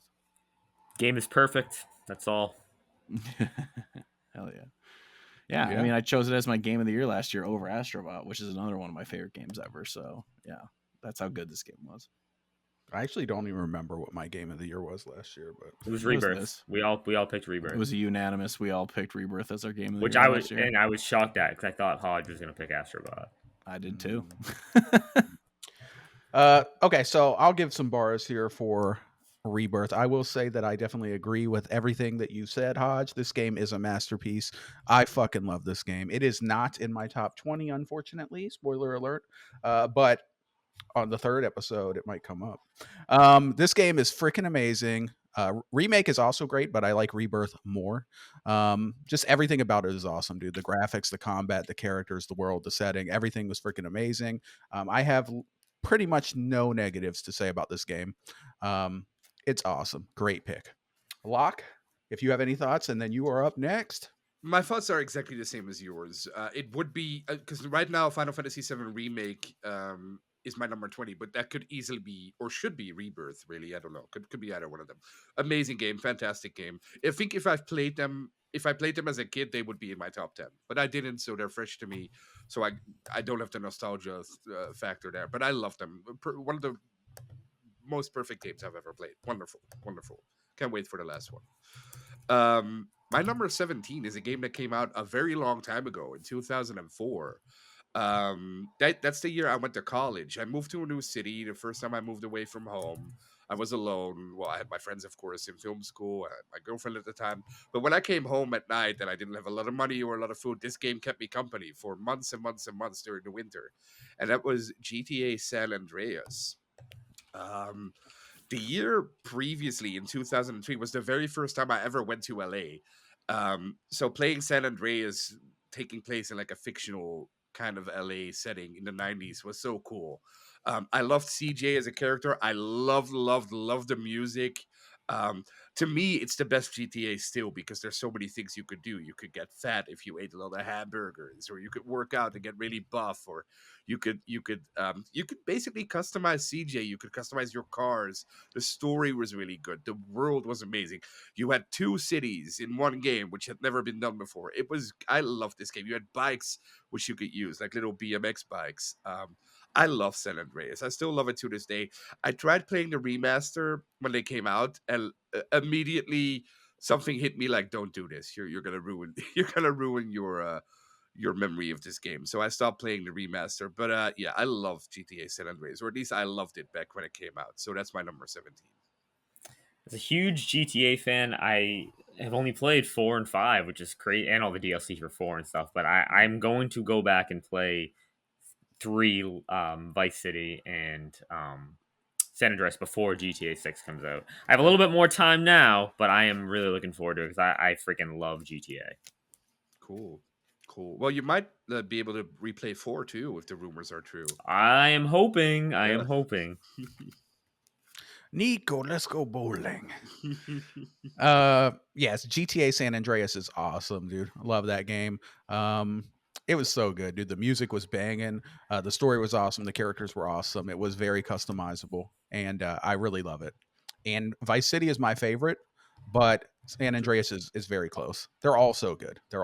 Really. Yeah. 3 I didn't finish though. 3 I just played a little and didn't finish for whatever reason. Well, that 3 was basically a sandbox, right? There wasn't really much of a story. The main character didn't even talk in that one. Remember? It was just I think you could probably skip 3, but do what you want. All right, and we know Hodge doesn't care about GTA, so we'll go ahead and keep it moving. My number 17 pick, and I'm going to keep this brief because this is a game that already came up and we already talked about it, and it is Fallout New Vegas. Fallout New Vegas is my number 17 game of all time for reasons that I've already mentioned. The factions, the storytelling, the role playing, Obsidian doing what they do best. What they don't do best is make like super big, well polished games. But what they do best is role playing and story, and they nailed it on this, and I love it. And I'll just keep it to that because we already got into it. So Fallout New Vegas is my number 17. All right. Well, that's going to bring me to my number 16 then. And my number 16 is The Legend of Zelda: The Wind Waker. I freaking well, we all know I'm a huge Zelda fan. Like, absolutely love these games. Wind Waker is my favorite 3D Zelda. I adore the art style. I just remember getting this game and immediately I got it for Christmas. And I did not want to open the rest of my gifts. I just wanted to go down and play Wind Waker like right away. I remember booting up in GameCube for the first time and like just freaking out. And when you go to Forsaken Fortress right at the beginning of the game and you lose your sword and you have to sneak around, if you get caught, you get thrown back in prison, in like your jail cell. And I just have so many fond memories. It was like it was like being able to sail the seas, and obviously the world is nowhere near as big as I remember as a kid, but I thought it was so big and vast that I'm like, oh my god, I can go to any island I want here, and I can like go do any dungeon in any order, which you can do in pretty much any Zelda game for the most part. But I really adored the cartoonish art style. I thought it was a perfect example, and those graphics hold up so well today on the GameCube. And I can't wait to replay it on Switch too. I wish we were getting the Wii U version because that Wii U version is awesome. There was a lot of quality of life improvements on it. Unfortunately, we're not, but I'll take what I can get so I can play it on Switch. So looking forward to it. And I think this interpretation of Zelda, like her interpretation in this game, is the best Zelda we've ever gotten. So I'm really excited to jump back in and replay it. Dungeon design in this game is phenomenal. There's not a lot of dungeons in this game. It's actually one of the Zelda games with almost the least amount of dungeons, other than Breath of the Wild and Tears of the Kingdom. But for what they do, the way they're designed, it's like perfect. Like these dungeons are almost like perfect Zelda dungeons. So I'm a little confused. Why wouldn't Nintendo take the newest version, the Wii U, and port that forward? What are they doing? Because they're only doing it on the GameCube Online NSO collection, so they're doing the GameCube version. So they're not porting. It's not a port. It's just like hey, we're adding it to NSO. Okay. The Wind Waker version is freaking. The Wii U version is freaking amazing though. Like it's Wind Waker HD. It looks gorgeous, and they included a lot of quality of life stuff. Like you can sail a lot faster. The sailing was pretty slow in the original. They call it the Swift Sail, and you can go like extremely fast. And they just do a lot of quality of life stuff. And they add in like hero mode right away, and it's a lot of fun. Okay. All right. I didn't play this game. The only Zelda I've played is Ocarina of Time. Locke, do you have anything to say on this? Well, the funny thing is, I was hoping this would pop up because GTA got delayed to next year, so the rest of the year is completely open for me because that was the only game apart from Death Stranding 2, which I was looking forward to. Any other ones too, if it doesn't get delayed as well. So I have 4 games that I want to play this year, which I've never played before. And that's Ocarina of Time, Majora's Mask, Wind Waker, and Twilight Princess. All phenomenal games. All 4 of those games are 10 out of 10s. I hope so. There are huge gaps. So I was doing my research and I was looking up what did they look like and how did they differ. So I'll start, of course, with Ocarina of Time. But when I saw Wind Waker, I was like, oh, this looks so cool. This is so different. It's like cel shaded. So I'm really excited to get to that one. Yeah. The other the like the animations the characters make, it's so unique to Zelda, and it's like it's very emotive, and it's awesome, and it creates some very funny scenes. Like there's a scene in an auction house where like you're just trying to bid on something, and you're just trying to raise the bid and get it a certain length, and you're not actually trying to buy it, and then obviously I think you can put 2 and 2 together what happens, and it's the face that Link makes, it's hilarious. Oh, that's cool. I'm really excited to get to those. Hopefully, starting this month somewhere. So I'm really happy it's on your list. All right, man. That's a lot of Zelda to play. 4 games. All right. Well, enjoy them. Hodge, sir, you are up.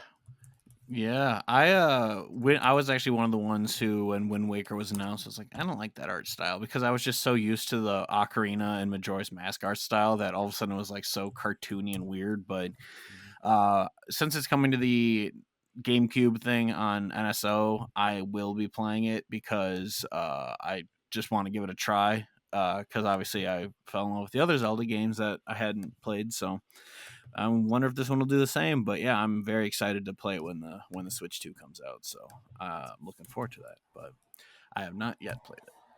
But my number 16 is a little known game that might have made a system very popular, was Halo 3. I remember I was playing, one of my buddies had a 360. I didn't have one yet, and we were always playing Call of Duty 2 together on it, and it was a lot of fun and everything. And then I had a part-time job, and I was saving up for either 360 or PS3. I wasn't sure which one I wanted yet, but most of my friends had 360s already, so I was leaning that way. But then I was like, oh, do I want the Blu-ray player? But my older brother was like, no, man, you get a 360. It has HD DVDs. And we all know that happened. But anyway, that's a long-winded way of saying I bought it, and I got Halo 3 when I bought it with it. So we dropped Call of Duty 2 immediately and went over to Halo 3, and we were like, oh my God, this is incredible. And we played the multiplayer forever. It was actually a while before I even jumped into the campaign because we were loving the multiplayer so much. But yeah, I just adore it. It was the last great Halo game that came out. There's obviously I enjoy Infinite and 4, but 3 was the last great one. And yeah, I had so much fun with it. At the same time, Call of Duty 4 was out, so I was kind of swapping between them a little bit, but Halo 3 was definitely a beloved game, and I still love hopping into it on the MCC here and there. So yeah, Halo 3 is my pick. Finish the fight. Oh yeah. Yeah, Halo 3 is awesome. I played a ton of it for a time until we eventually switched over to COD 4, but man, it was whoa. Are you okay? What was In that? the train station? There was a car that just drove by my house, just beeping like crazy. Oh, that was a Wow. horn. Good. All right. Well, with that said, yeah, Halo 3 is great. Locke, what you got to say, sir? Yeah, I like Halo a lot. I don't have the same reverence to it as most people have because I was mostly a PC player back then. But yeah, I had an Xbox. I loved Halo. I thought it was great. Again, the multiplayer, I know it's very important for console players, but back then we already had Counter-Strike, so the multiplayer to me was always like whatever. But I know a lot of people loved it, so I thought the story was great in 3. The campaign was great. No doubt, no doubt. All right, you want to get into your number 16? Oh yeah, I'm sorry. Yeah, my number 16. Oh, you're good. Would have been Baldur's Gate 3, but that got me thinking, like, did I really enjoy Baldur's Gate 3 more than the previous Larian game? And the answer is, I think I didn't, but I'm not sure, because Baldur's Gate 3 is still too fresh in my mind. It's only 2 years old. So I didn't feel right putting Baldur's Gate 3 here. So I put Divinity Original Sin 2 here, which was the previous Larian game. And this was back when Larian wasn't as famous at all. Console players didn't even know them at all, I think, because the previous games weren't even on console. But Divinity Original Sin 2 was a CRPG that blew everyone away on Steam. You can still look at the Steam reviews. I think it's still at overwhelmingly positive. It has so many reviews on there as well. It was a huge success, blew open the gates for Larian, ultimately got them the Baldur's Gate 3 license, and the rest is history. But Divinity Original Sin 2 was basically their own version of Baldur's Gate 3 without the lure of Baldur's Gate 3. It's not as the production value is not as high, but you can definitely see all the elements that made Baldur's Gate 3 great are already here in Divinity Original Sin 2. So that's my number 16. Great game, fantastic game. I don't know, Midnight. I know you played it, right? But I don't know if Hodge, you didn't play it. No, I didn't play it. I own the game, and it is on the backlog. It's something that I plan to get to at some point. Baldur's Gate 3 was my first real major CRPG experience. And they definitely won me over with that one. So I'm looking forward to playing more CRPGs in the future, and Divinity Original Sin 2 is one of the top ones. I also want to play that Warhammer 40K Rogue Trader. this week or next week, the final DLC launches. So if you want to get into it, next week or the week after would be the perfect time because the game is finally complete. I've been waiting 2 freaking years to finally be able to complete the game. So yeah. One of my issues personally with the CRPGs is I am a Neanderthal, if you will. I don't like games where I have to read a bunch without voice acting. I don't mind reading, but I like voice acting. I want to do both. I read it as I'm hearing it. I don't like games where I'm only reading and it's completely silent. And a lot of the older CRPGs, you're just reading like piles of text. Yeah. And that doesn't do it for me. I don't know. In Divinity Original Sin 2, everything is voice acted, so you're good there. Yeah, I know. Is Rogue Trader? No. Rogue Trader is old school, so there's a lot of difference. Damn it. All right, maybe I won't play that. We'll see. All right, does anyone have bars on Divinity Original Sin 2? Probably not. Hodge, I know you love this game. You want to give us 10 minutes on Divinity? Oh, yeah. I have the Divinity tattoo on my back, and I live and breathe it. And my favorite thing. On your lower back, the Divinity Original Sin tramp stamp? No, because I still have my exit only tramp stamp down there. So. Oh, okay. Yeah. All right. And with that said, let me go ahead and jump into my number 16 pick. This is another one that we've already talked about, but I didn't say anything about it because I knew it was coming up. And it's The Last of Us. The Last of Us Part 1, a masterpiece, 10 out of 10 game. The best game on the PlayStation 3 by far. This game is phenomenal. I love it so much. The characters are insane. The story is insane. The graphics at the time were great. The combat was pretty fun. I enjoyed the crafting. 100%, 100 times out of 100, if I was Joel, I would make the exact same choice that he did at the end. Without spoiling too much, let's just say bodies are hitting the floor. You know what I'm saying? Maybe one thing I would change is I would spare some people in the final room there. That way it doesn't come back to haunt me later. But anyway, The Last of Us is awesome. I haven't played 2 because it got spoiled for me, and what was spoiled for me I didn't like at all. And I saw the ending and I didn't like the ending at all. And I was like, that's stupid. And I don't want to play as Abby for 10 hours. I don't like her because what happened, blah, blah, blah. But I do need to eventually play Last of Us 2. I need to try it out. I need to man up because everyone else you guys keep, sucking it off. You guys are giving it the Gok 9000 special here.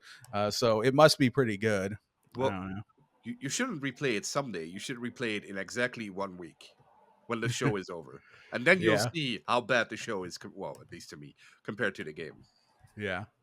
Well, that's not going to happen, but I will play it sometime.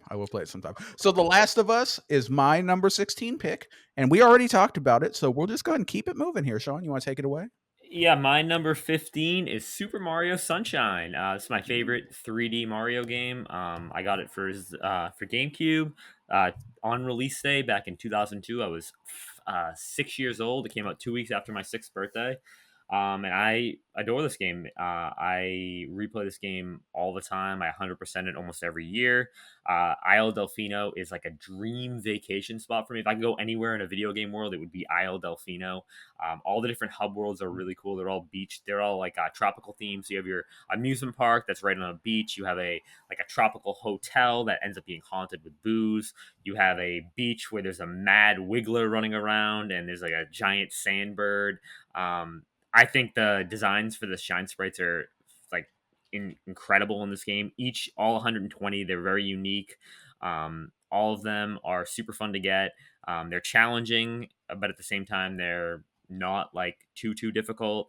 I know this game gets a lot of flack for collecting blue coins. I like collecting the blue coins. I think it's fun. It's just another collectible. All the different nozzles for the flood mechanic are like really interesting and really cool. And I used to play the game and just like run around Isle Delfino and be like, oh, this is I'm just gonna play here and just pretend like I'm like almost like role playing in the world. Like, oh, I'm Mario, I'm on vacation. Like, I'm not actually gonna play the real game. But yeah, it was a blast. My favorite hub world is probably Rico Harbor. I really like Rico Harbor. I think it's really cool. It takes place on like a harbor side, and there's like boats coming in and out, and there's some of my favorite shine sprites are in that level. But yeah, Super Mario Sunshine, phenomenal game. Okay. You said something and it kind of scratched something in my brain here. You said that whatever was like your favorite video game destination that you really wanted to go to. And I just Yeah. thought maybe like a real quick sidebar. What do you guys think would be your favorite? I got one that immediately came to mind. It was Columbia from BioShock Infinite, the floating Americana city. Dude, I would love to visit that in real life and even maybe live there. That place is awesome, dude. Columbia would be my pick for video game place you want to visit. Locke or Hodge, do you guys have a thought on that? That's so If funny not, that that's you fine. so funny that you said that, because that was literally the first thing that also popped up in my head. I think it's because Sean was talking about sunshine, and that game is so you're in the clouds and it's so shiny. So maybe the connotation is there. But I'm scared of heights, terribly scared of heights. So maybe that wouldn't be a good one. The other one for me, well, it would be my next game. So we'll talk about it when we get there. Okay. Hodge, did you have a place that you'd like to visit, or if not, I was it's going fine. to sarcastically say Rapture, but it was funny that you guys said Columbia. But no, just give me the fictional Japan with actual Pokemon. I want to live in the world of Pokemon. Oh, there you go. There you go. All right. Well, does anyone have Super Mario Sunshine bars before we move on? I don't. I haven't played it. Never played it. Wish I did, but never played it. Yeah. Yeah, I played it. It's not my favorite Mario game, but it was a lot of fun. So I understand it. But my number 15 is tonally basically the same as Super Mario Sunshine, and that is Alan Wake. Yes, exactly the same. Exactly the same. Yeah, this was one of, like, if I had to make a list of just like my favorite 360 era games, this would be on the top 5 because I loved this game so much. It was obviously a Xbox exclusive. I replayed this game multiple times on that. Then I replayed it twice, I think, on the remastered version. Played it, I think, another time before playing Alan Wake 2 and all that. So I've just, the gameplay, it's one of those where the gameplay hasn't aged, very well, but I don't think it plays as poorly as some people act. But the story is just so good. I love the Stephen King-esque, psychological mystery of, where'd his wife go, and it's just so, I just love it's all, and all the games are in like, or all the levels are in chapters, so you'll get to a certain part of the story and it'll be like end of chapter, and then obviously just skip ahead to the chapter continuation. But like I just love the structure of it. I love the setting and like the mystery, and I've loved this game ever since it came out, and I lost my absolute shit when they announced Alan Wake 2 at the Keeleys, however many years ago that was. I remember just losing my mind. But yeah, so I love Alan Wake 1 is one of my favorite games of all time. So it's at number 15. Very nice. I still need to play that. Sean, did you play Alan Wake? I don't remember. I've not played them. No, I've not played them. Okay. How about you, Locke? Yeah, I love Alan Wake. I love Alan Wake too. Well, Hodge, is Alan Wake 2 higher up in your list or not there? We'll see. Oh, okay. That's okay. I figured. Okay. I figured. Okay, cool. All right. All right. Locke, you want to give us your number 15? Sure. Number 15 is a game that came out the same year as San Andreas, because there were 2 games that kept me occupied. And one of them kept me occupied for a decade. And that was the best MMO of all time, World of Warcraft. Very nerdy, very geeky. I know, very stupid. But back then, World of Warcraft had like a sense of exploration that no other game has ever been able to replicate. Back then, in World of Warcraft, there weren't instances. So everyone on the server knew each other, and everyone on the server had something special. So this guy was able to manage to get this sword. There was no transmog or whatever the games have these days. So if you found something, it was unique to your character.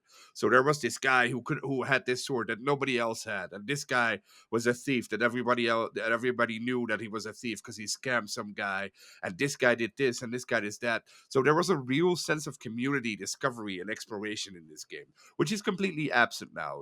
The World of Warcraft these days is not the game it used to be. But back then, it was incredible to me. It was like a Bethesda game to me. Like every day, I would just go out and explore new sites and find new things, find new quests, make new friends. Amazing. I love this game, or loved this game, I should say. Not anymore. I played one of the expansions last year with Brad from LSM, and we both were like, oh, this is not this is not the WoW we used to love. Okay. Yeah, I played a little bit of World of Warcraft in my day, not nearly as much as you. I think I only got into it maybe for like a year and kind of fell off, but it was pretty awesome. I do remember like what was cool was like if you played a hunter on the horde side, I think. Um, they got rid of this, which is freaking stupid. But there were unique monsters in the world, and you could charm the Yeah. unique monsters and make them your pet. So some people had really cool pets. Not like I remember there was one. There was like a white boar that was like a named like special boar, and I remember I had that as a pet. Not the basic bitch boar. I had like the cool white boar. But they got rid of that now, and like you can't do that anymore. So everyone has basic bitch pets, and that's stupid. But anyway, yeah, World of Warcraft, awesome pick. I will go ahead and keep it moving here. My number 15 pick is another franchise game, the best of the franchise, and it is Fable 2. Fable 2, one of my favorite games of all time, obviously. Number 15, to be exact. This game has a phenomenal world and story. The humor is on point. Like I love that quirky British humor that they have. Really great story with you and your sister, and like all the dark elements. Really cool, like immersive sim elements, how like you could kind of buy property, you could set the rent, you could sell stuff, you could marry whoever you want, you could do all kinds of stuff, and there would be reactions. I've mentioned this before. If you had multiple wives and if they found out, oh, it would go down. Yeah, they would start fighting and stuff, and like it was great. But this game was awesome. The combat and the gameplay was really fun. Like the little doors that you had to like solve a puzzle to get in and get the chest was amazing. Dude, everything about this game was great. You had a dog. The dog was awesome, and he helped you like find and dig up treasure and stuff. This game is awesome. Everybody should play Fable 2, in my opinion. It is the best Fable game. I'm looking forward to the next one. It won't be as good as Fable 2, though, I bet. But yeah, that's my number 15, Fable 2. Sean's favorite games. Oh yeah, my favorite game ever that I still need to play. Yep. All right. We can keep it moving if no one has thoughts on that. We'll keep moving. All right. Speaking of a game with really good writing, my number 15 is actually going to be an amendment. I mean, my number 14 is amendment. So I put Ni no Kuni 2 as my number 10 on my top 10 games list. This is actually going to fall to number 14, and it's mainly because I was just really thinking about it more. But I am going to talk about what my number 10 would be, and that is Paper Mario: The Thousand-Year Door. This game is incredible. All right, it's like spelled out 1,000, like actually spelled out, not 1,000. Oh, sorry, John, my bad. The Thousand-Year Door. I really enjoy this game. Mario RPGs are known for their hilarious writing and their battle systems too. Like this is one of the last traditional turn-based Paper Mario battle game. This had the timing where you could dodge attacks, and you could damage opponents when they went to attack you if you time the button presses correctly. It had really interesting level up mechanic where every time you level up, you either select HP, FP, or BP. BP was like your badges, and you would equip badges to do special moves. Flower points were like your special points you'd have to spend to use those moves, and then HP is obviously your health. It was so much fun that when you eventually get really good at the game, and you could run through the game without ever upgrading your health. So you have 5 HP the entire game, but you would just try to like run through the game. And I actually used to speed run this game. I love this game so much. It's divided into 8 chapters. All the party members you get are super, super memorable and super phenomenal. Like Vivian is my absolute go-to, my favorite party member, but they're all so good. Bobbery's story is heartbreaking.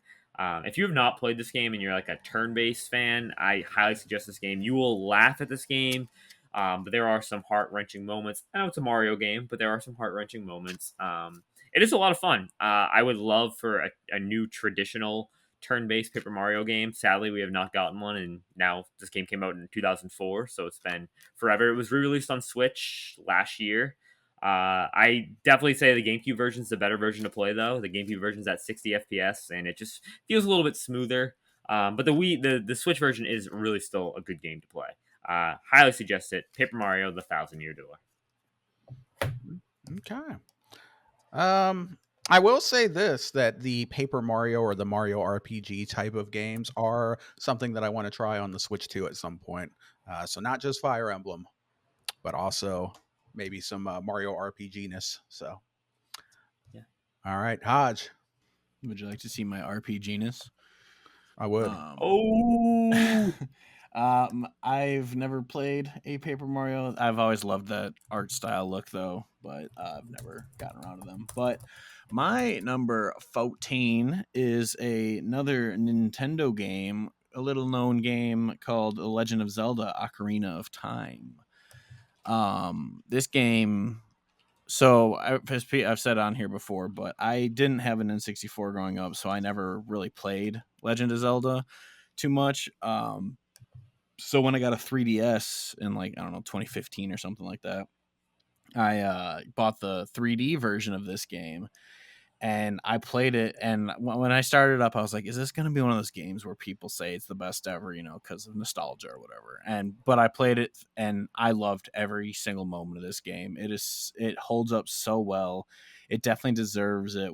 Where I know a lot of people have called this the best game of all time, so it's like I understand when people say that, how well this game holds up. It is so so good, and I loved every moment of it. I'm actually hoping to replay it here again soon. I might play it on Switch, or I'll just play the 3DS version. I can't decide, because I actually liked playing it in 3D. I loved that feature of the system. The stuff looked so cool in 3D. So I might play it there, or I'll just play the N64 online one on the Switch, but I haven't decided. But I do want to replay this game, and yeah, I love it. So yeah, Ocarina of Time. Hodge, I would suggest playing the 3D version if you've only played that one, because you might have a hard time going back to the older one, because there's a lot of quality of life improvements. Oh, that's in fair. 3D. Yeah. Yeah.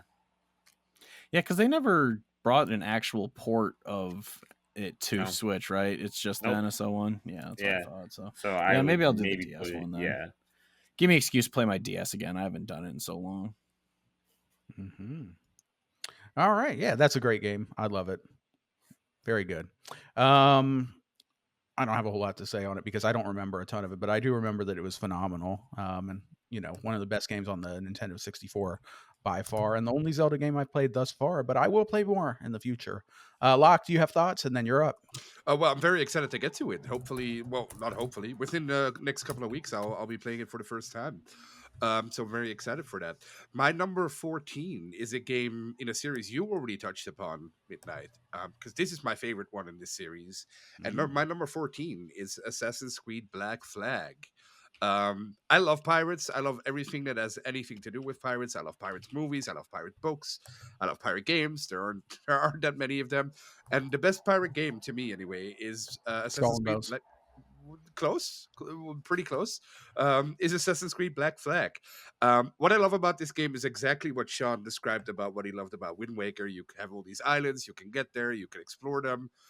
There's so many hidden treasures, so many hidden cool little things. The combat was simple, but it worked. The music in this game was phenomenal, exceptional, great. The ship combat was so much fun. The sea shanties were so much fun. I love this game. I can't wait for the remake, and the remake will probably end up in my top 10. Love this game. Heck yeah. I played this game very, very deep, very far, but I didn't finish it, and I don't know why. Somehow I got distracted and fell off. I got to the point where I was like battling like the boss ships, like out in the middle of the ocean and stuff. But I didn't finish the story, so I'm waiting for the remake if it comes out, and then I'm gonna replay the game from start to finish, and I can't wait. This game was awesome. I know it was awesome from what I played. Yeah. One of the best endings of all time. If you haven't seen it yet, you'll be amazed. One of the best. Yeah, I endings don't of know all how it time. ends, so that's good. All right. You guys haven't played this, right? No, this is my favorite Assassin's Creed game. By far, it's by far my favorite Assassin's Creed. I don't have any Assassin's Creeds on my top 20, but this is by far my favorite one. I love this one because it was the first one where it didn't take itself too seriously, but it was also sadly the first like post Desmond one, so they had to still try and make Abstergo relevant. And it's like, please stop with this. I don't need this anymore. Just let us play as assassins. We don't need the modern day crap. Like, Yeah. it made sense with Desmond's story, but when you just become an Abstergo guy just sneaking onto computers, it's like, what is this crap? Like, just so stupid. Just let me play as an assassin. So The yeah, modern. was, yeah. Sorry. I was just gonna say that. Yeah, this is my favorite one. The modern day in this game is complete crap. You can Yeah. circumvent most of it, but it's complete crap. Yeah. Yeah. Yeah. The modern day is pretty lame most of the time, honestly, other than Desmond. Yeah. Okay. My number 14 pick is another game that you love, Hodge. And it is the original BioShock. Hell The first yeah. BioShock, my number 14. This game is a masterpiece. What an amazing setting Rapture is. It's creepy, it's stylistic, it's libertarian, it's freaking awesome. It's so cool. The combat is fun. I like the plasmids or whatever with the abilities and stuff, the big daddies. It's freaking cool, dude. Awesome game. Awesome story. The ending is really good, and I'm not going to say anything because I don't want to spoil anything.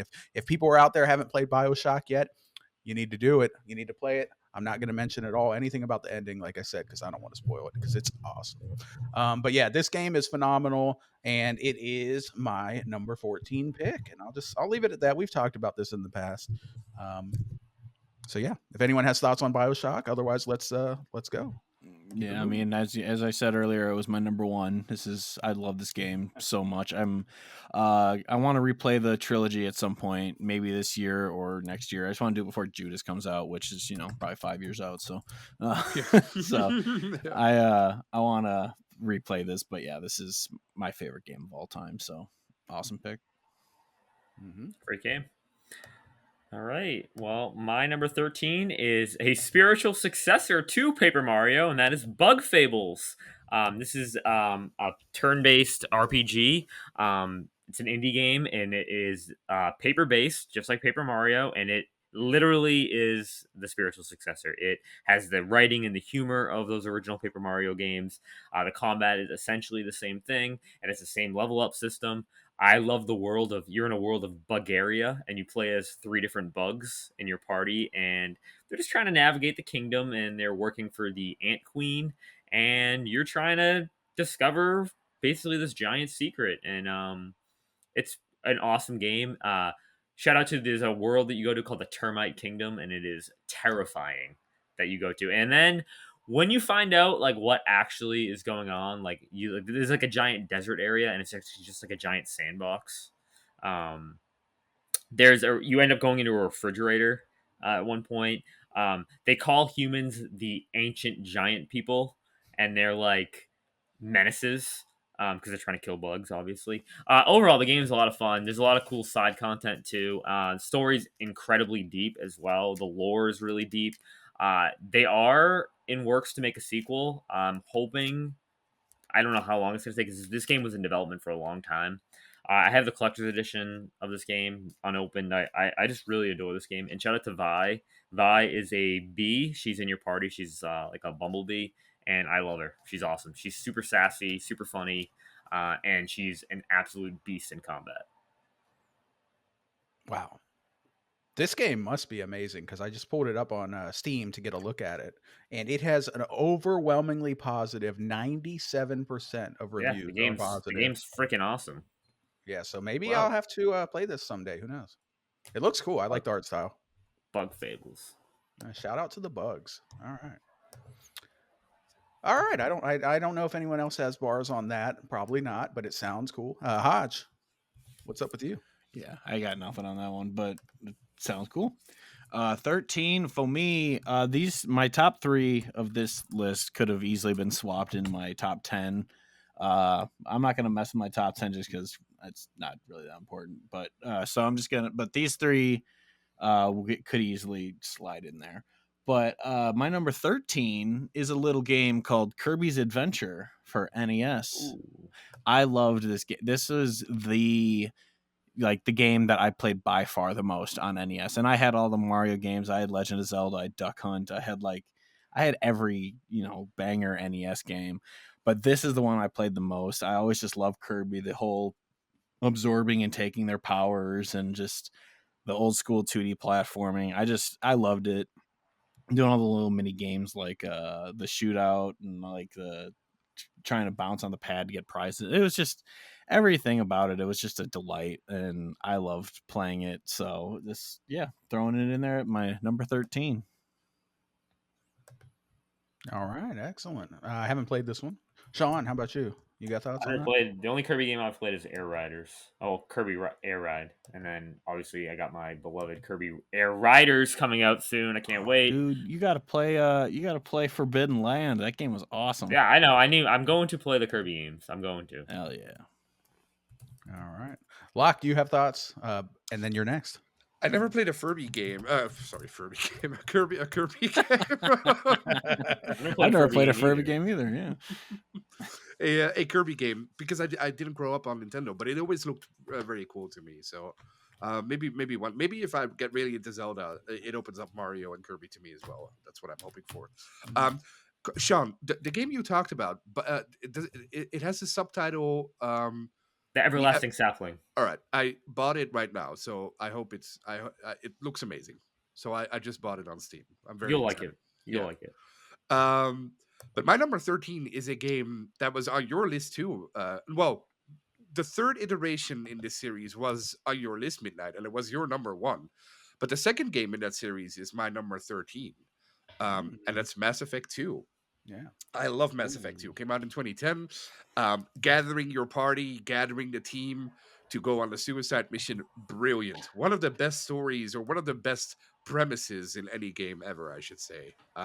Fantastic way to make you connected to your team members. I'll never forget getting Jack, for instance, in the prison or wherever you get all the other ones. It's Morden. It's so great. The characters are so good. To me, this was BioWare at its peak.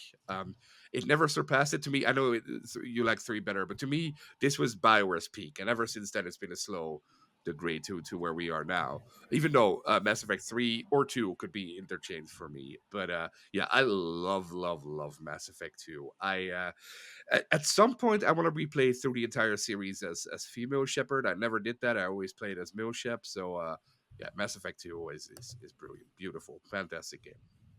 Yeah. Mass Effect 2 is incredible. It would be on my list, but I am somewhat adopting a loose version of Sean's restriction. I'm not doing direct sequels where it's story-based. I am doing same games from franchises if it's different characters and different stories. But I'm not going to do Mass Effect 2 because it's a direct continuation of, the Shepard. And I already had 3. But yeah, this game is phenomenal. I also never played as FemShep, and I should probably do that one day. I do need to replay Mass Effect 2 and 3 from the Legendary Edition. I played the first one as male Shep, but maybe I'll play Mass Effect 2 as Fem Shep one of these days. And Hodge, you need to do the same. I think you talked about in the past that this was something you might play. Yeah, I was gonna play through the trilogy when the remastered trilogy got added to Game Pass, and I only got through the first one, and then about 5 hours into the second one before I got distracted from. It might have been when I started school. I can't remember what it was, but I fell off the second one. I was loving it. I just fell off because I got busy. So I do want to go back and play it because, yeah, I didn't like them or like the look of them when they first came out. But then eventually I was like, you know what? I'll try them because they're so beloved. And yeah, I loved the first one. So I'm looking forward to going back to the second one eventually. 2 is so much better than the first one, too. Yeah, that's what I heard. It's like twice or more as good. It's amazing. You'll love it when you get to it. No pressure. So I'm up next, my number 13 here. I'm going to go ahead. I'm going to actually change my order from my list, which you guys can't see.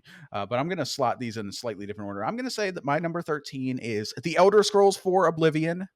So again, this is, I had Skyrim, of course, in my top, but this is not it's not the same story. It's different characters. So in my loose rules, it works.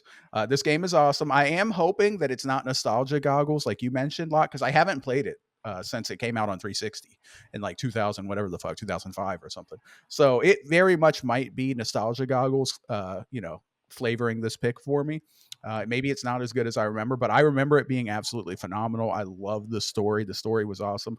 The world, with the Cyrodiil or whatever the capital was awesome. The Emperor, who was played by Picard, right? What was his name? What's the actor's name? Patrick Stewart. Yeah, playing the Emperor. That's awesome. It's funny. I think they had like 2 big name actors, and then they had like 1 or 2 guys playing like every other character in the game. Yeah.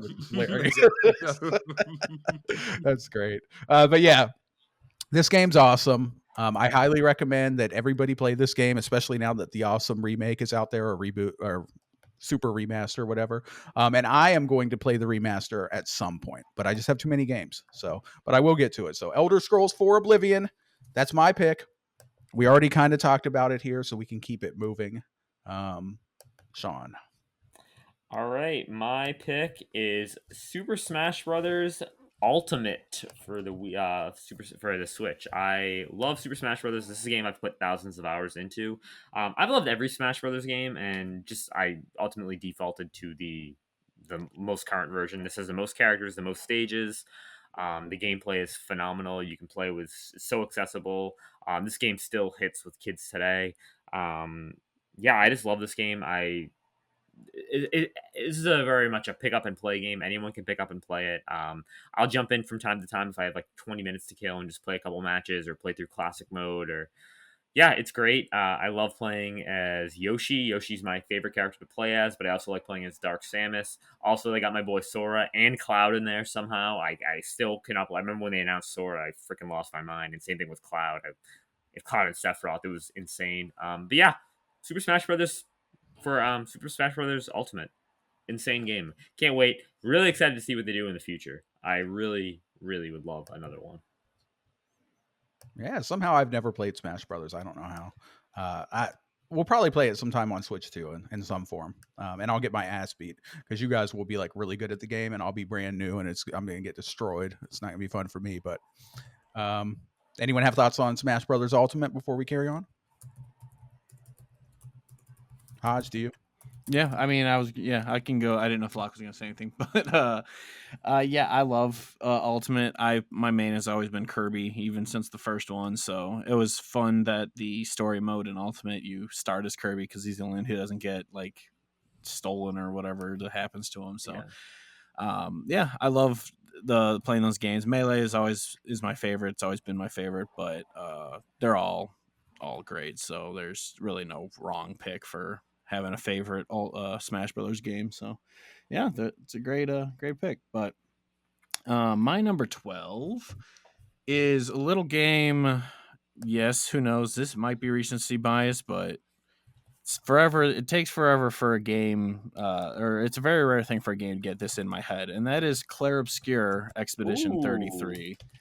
I have not had a game just grasp me this hard as this game. Like I could not put it down. I'm not a turn-based person, as we discussed. Obviously, we did a whole spoiler cast gushing about it, but I'm not a turn-based person. But I love to do the combat in this game. It was very Attack on Titan. The story of just people basically having, instead of a wall, it's, the ocean or whatever between them, of like what's out there, why is this happening to us, kind of thing. So it was just an incredible story with a lot of twists. It was very Game of Thrones, where it's like who's safe, who isn't. Like I just loved it, and both endings I thought were great. It's not really a spoiler to say that there's not one ending, but yeah, it's just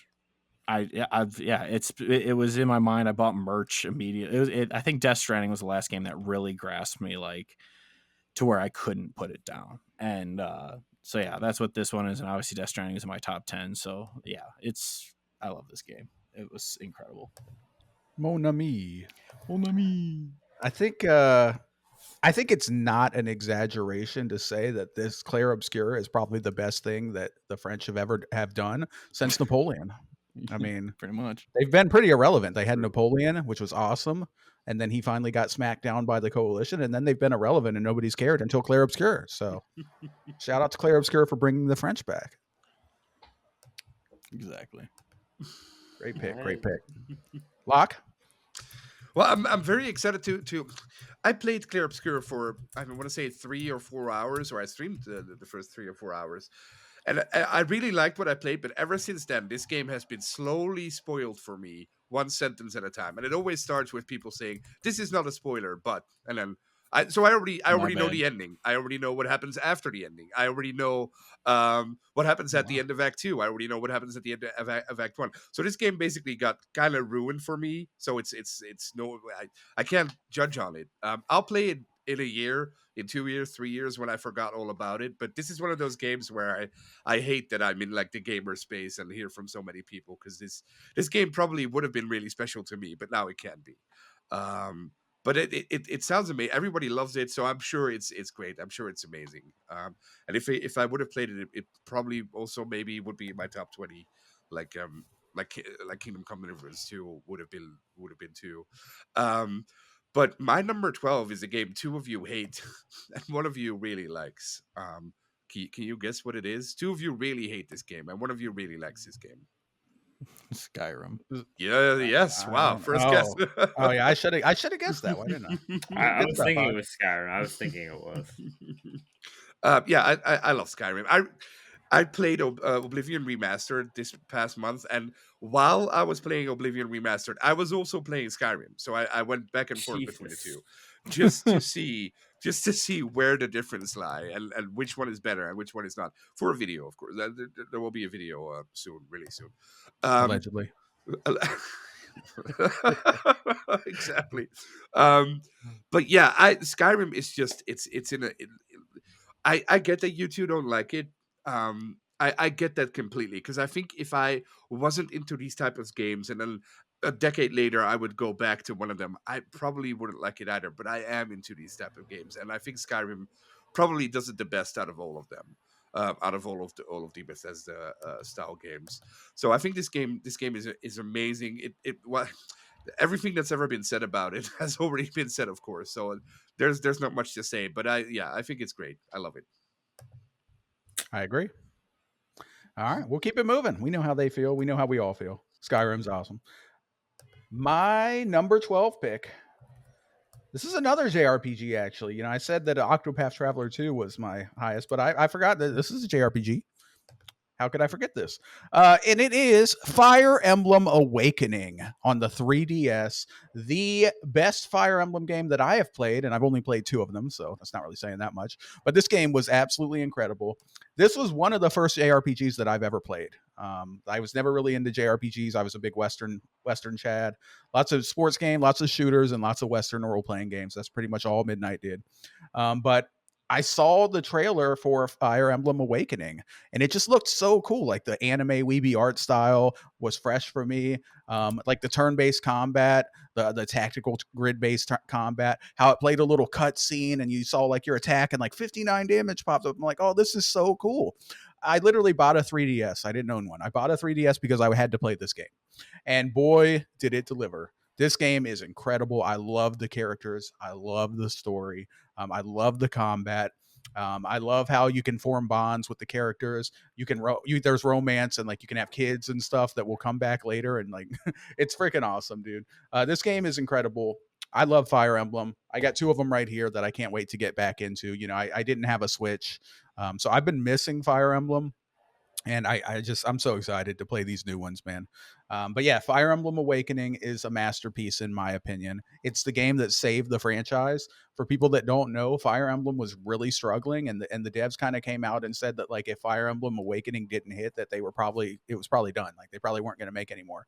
But Fire Emblem Awakening came out, and it was a massive hit. It sold very well. People loved it, and we've gotten like 5 games since then. So they're still going strong thanks to Awakening. So yeah, that's my number 12 pick. Cat loves it too. All right. Well, I don't think anyone really has anything to say, so I'm going to move on to my number 11. And I know I said I was keeping my picks to 1 game per franchise, but I'm considering like 2D Mario and 3D Mario different, and 2D Zelda and 2D and 3D Zelda different. So my number 11 is The Legend of Zelda: A Link to the Past. I adore. This is my favorite overall Zelda game. It's that Super Nintendo, top-down Zelda. I don't like to call it 2D; it's more like top-down. This game blew me away when I played it as a kid. It was like the mid 2000s when I, first played it, and it was before Wind Waker, so it's probably like 2002, 2001. And yeah, I absolutely adored it. The music is phenomenal. The art style is just gorgeous to look at. I remember when I discovered there's a whole other world, like the Dark World. I like freaked out because it opened up all these new dungeons for me, and I was like, "What? There's more to this game!" And like as a little kid, I couldn't comprehend that. That it was like, oh my this can't be possible.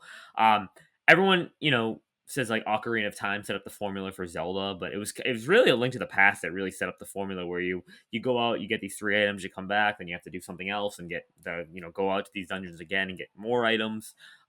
Overall, this game was fantastic. I think every single this is like the perfect Zelda game. I think that the dungeons are perfectly designed. The difficulty is there. The secrets are not extremely obscure like the original Zelda.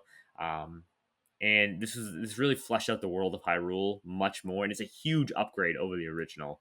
So yeah, Legend of Zelda: A Link to the Past. If you have not played this game, highly suggest it. It is the best Zelda game.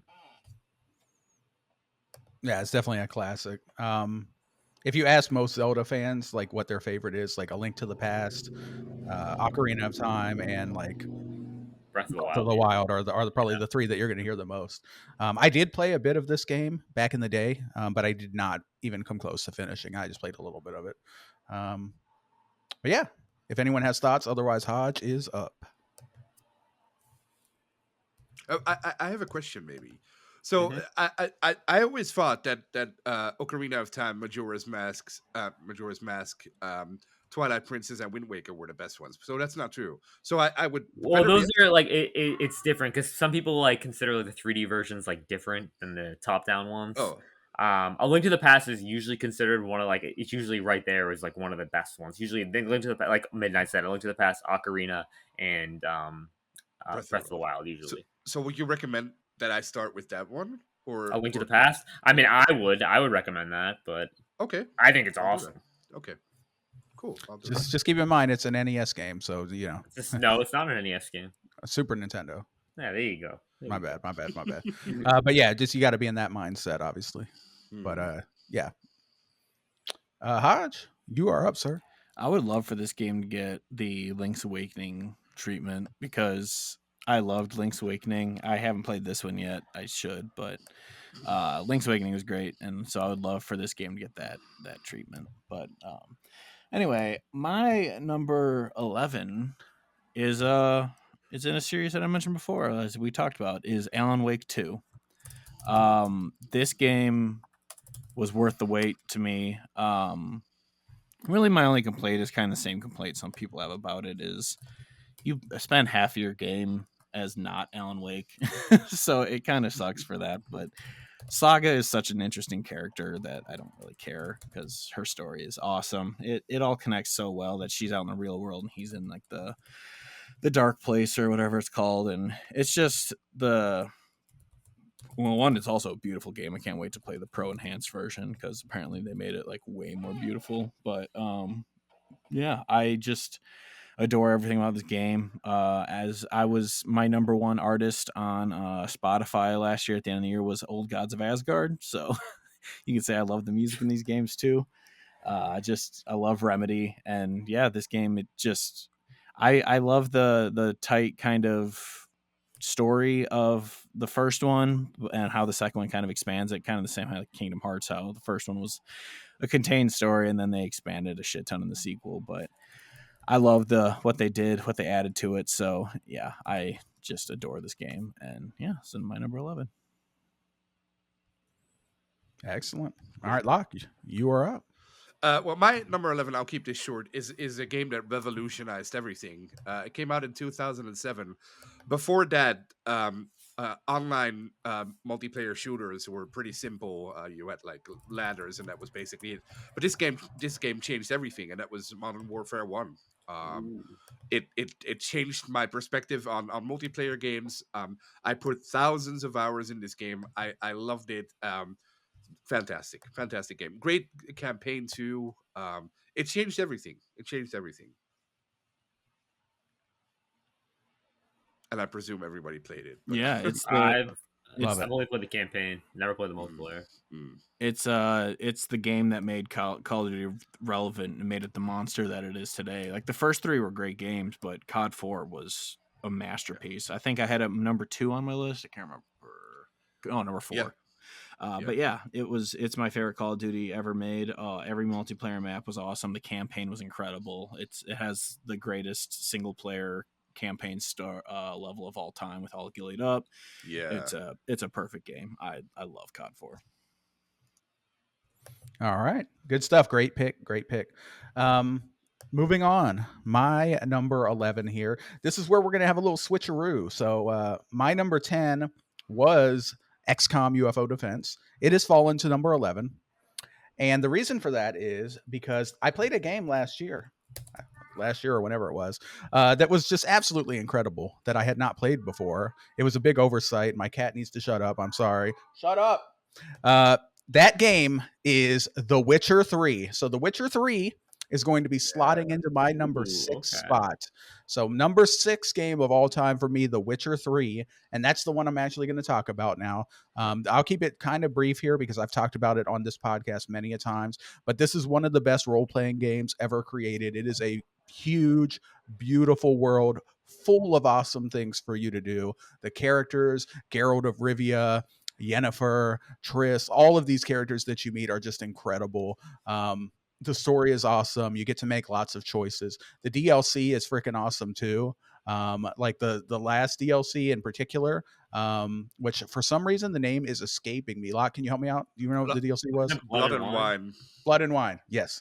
That was like a whole nother game in and of itself, like 20, 30 hours of incredible story, which really wraps up Geralt's story and passes it along to Ciri a little bit, which we're going to get with The Witcher 4, which I can't wait for as well. So The Witcher 3 is my number 6 game of all time, and that will move XCOM UFO Defense down to number 11. So there we go. All right. I don't think we have too much to say about that. We've talked about it before. So with that being said, that is our list. Let's go ahead and go around the horn real quick and just recap. Sean, if you want to give us your 20 through 11 to recap for the audio. All right, number 20 is Dragon Ball Z Legacy of Goku 2. Number 19 is Fallout New Vegas. Number 18 is Pokemon Platinum. 17, Horizon Forbidden West. 16, The Legend of Zelda The Wind Waker. 15, Super Mario Sunshine. 14 is Ni no Kuni 2, but it was an amendment for my top 10, so I talked about Paper Mario The Thousand Year Door, which is my new number 10. Number 13 is Bug Fables The Everlasting Sapling. Number 12 is Super Smash Bros. Ultimate. And number 11 is The Legend of Zelda A Link to the Past. Excellent. Hodge, recap. I had 10 better games. Number 20 is Helldivers 2, 19's Astrobot, 18's Last of Us, 17 Final Fantasy VII Rebirth, 16 Halo 3, 15 Alan Wake, 14 Legend of Zelda Ocarina of Time, 13 is Kirby's Adventure, 12 Claire Obscure Expedition 33, and 11 is Alan Wake 2. Lockmort. My number 20 is Final Fantasy VII Remake, which was first at number 10, but now that's KOTOR. 19 is CSGO. 18 was my number 4, which is now The Last of Us 2, but at number 18 is Oblivion or Oblivion Remastered. 17 is GTA San Andreas. 16 is Divinity Original Sin 2. 15 is World of Warcraft. 14 is Black Flag, Assassin's Creed Black Flag. 13 is Mass Effect 2. 12 is Skyrim. And 11 is Call of Duty Modern Warfare 1. Okay. And just to be clear, KOTOR is what, your number 10? Yes. Awesome. All right. For me, my recap, number 20 was Octopath Traveler 2. Number 19, Assassin's Creed 2. Number 18, Far Cry 3. 17, Fallout New Vegas. 16, The Last of Us. 15, Fable 2. 14, BioShock. 13, Elder Scrolls 4 Oblivion. Number 12, Fire Emblem Awakening. I love Fire Emblem. Number 11, XCOM UFO Defense, because The Witcher 3 is now my number 6 game of all time. Love that game. All right. So that is our favorite games of all time, part 2. Another 40 banger games. I have to say, looking at these lists, I don't think there's a bad game in this. All 40 of these are great games. So good job, us. Pat on the back. Obama medals all around. Let's go ahead and go around the horn and give our final thoughts, and we'll go ahead and get up out of here. And let's go ahead and start with our guest of honor, Locke. What's your final thoughts here? Thank you for having me. You guys are amazing. I watch every episode. I also watch your The Last of Us 2 spoilercast. I love everything you do. You guys are fantastic. You're an example to everyone who starts a podcast. I can't wait to see you guys grow more. You're amazing. Keep doing what you're doing. You're all fantastic people. All right. Is there anything you would like to plug, sir? You got your YouTube going on, right? Yes, go to LSM and watch the wonderful podcasts on LSM, specifically the ones I'm on. But yeah, and my own channel, of course, YouTube. YouTube at Lock Plays. There will be new videos as soon as I'm done making them. There you go. Looking forward to that. Sean Mason, you have final thoughts, sir? Yeah, great episode. Locke, it's always fun having you on here. We love having you. Thanks for the great praise. You do an amazing job with everything you do. So, yeah, thanks. This was a great episode. Yes, sir. And Hodge, final thoughts. I had a lot of fun. I'm gonna go take a nap. All right, there you go. My final thought is just thank you, Lockmort. I love video games. I love chopping it up with you guys. This was a lot of fun. I hope the audience enjoyed it. I'm sure they will. And with that all being said, we are going to go ahead and get up out of here. This has been episode number 34 of Games Over Plastic. Goodbye. Bye. Certified alligator, certified crocodile.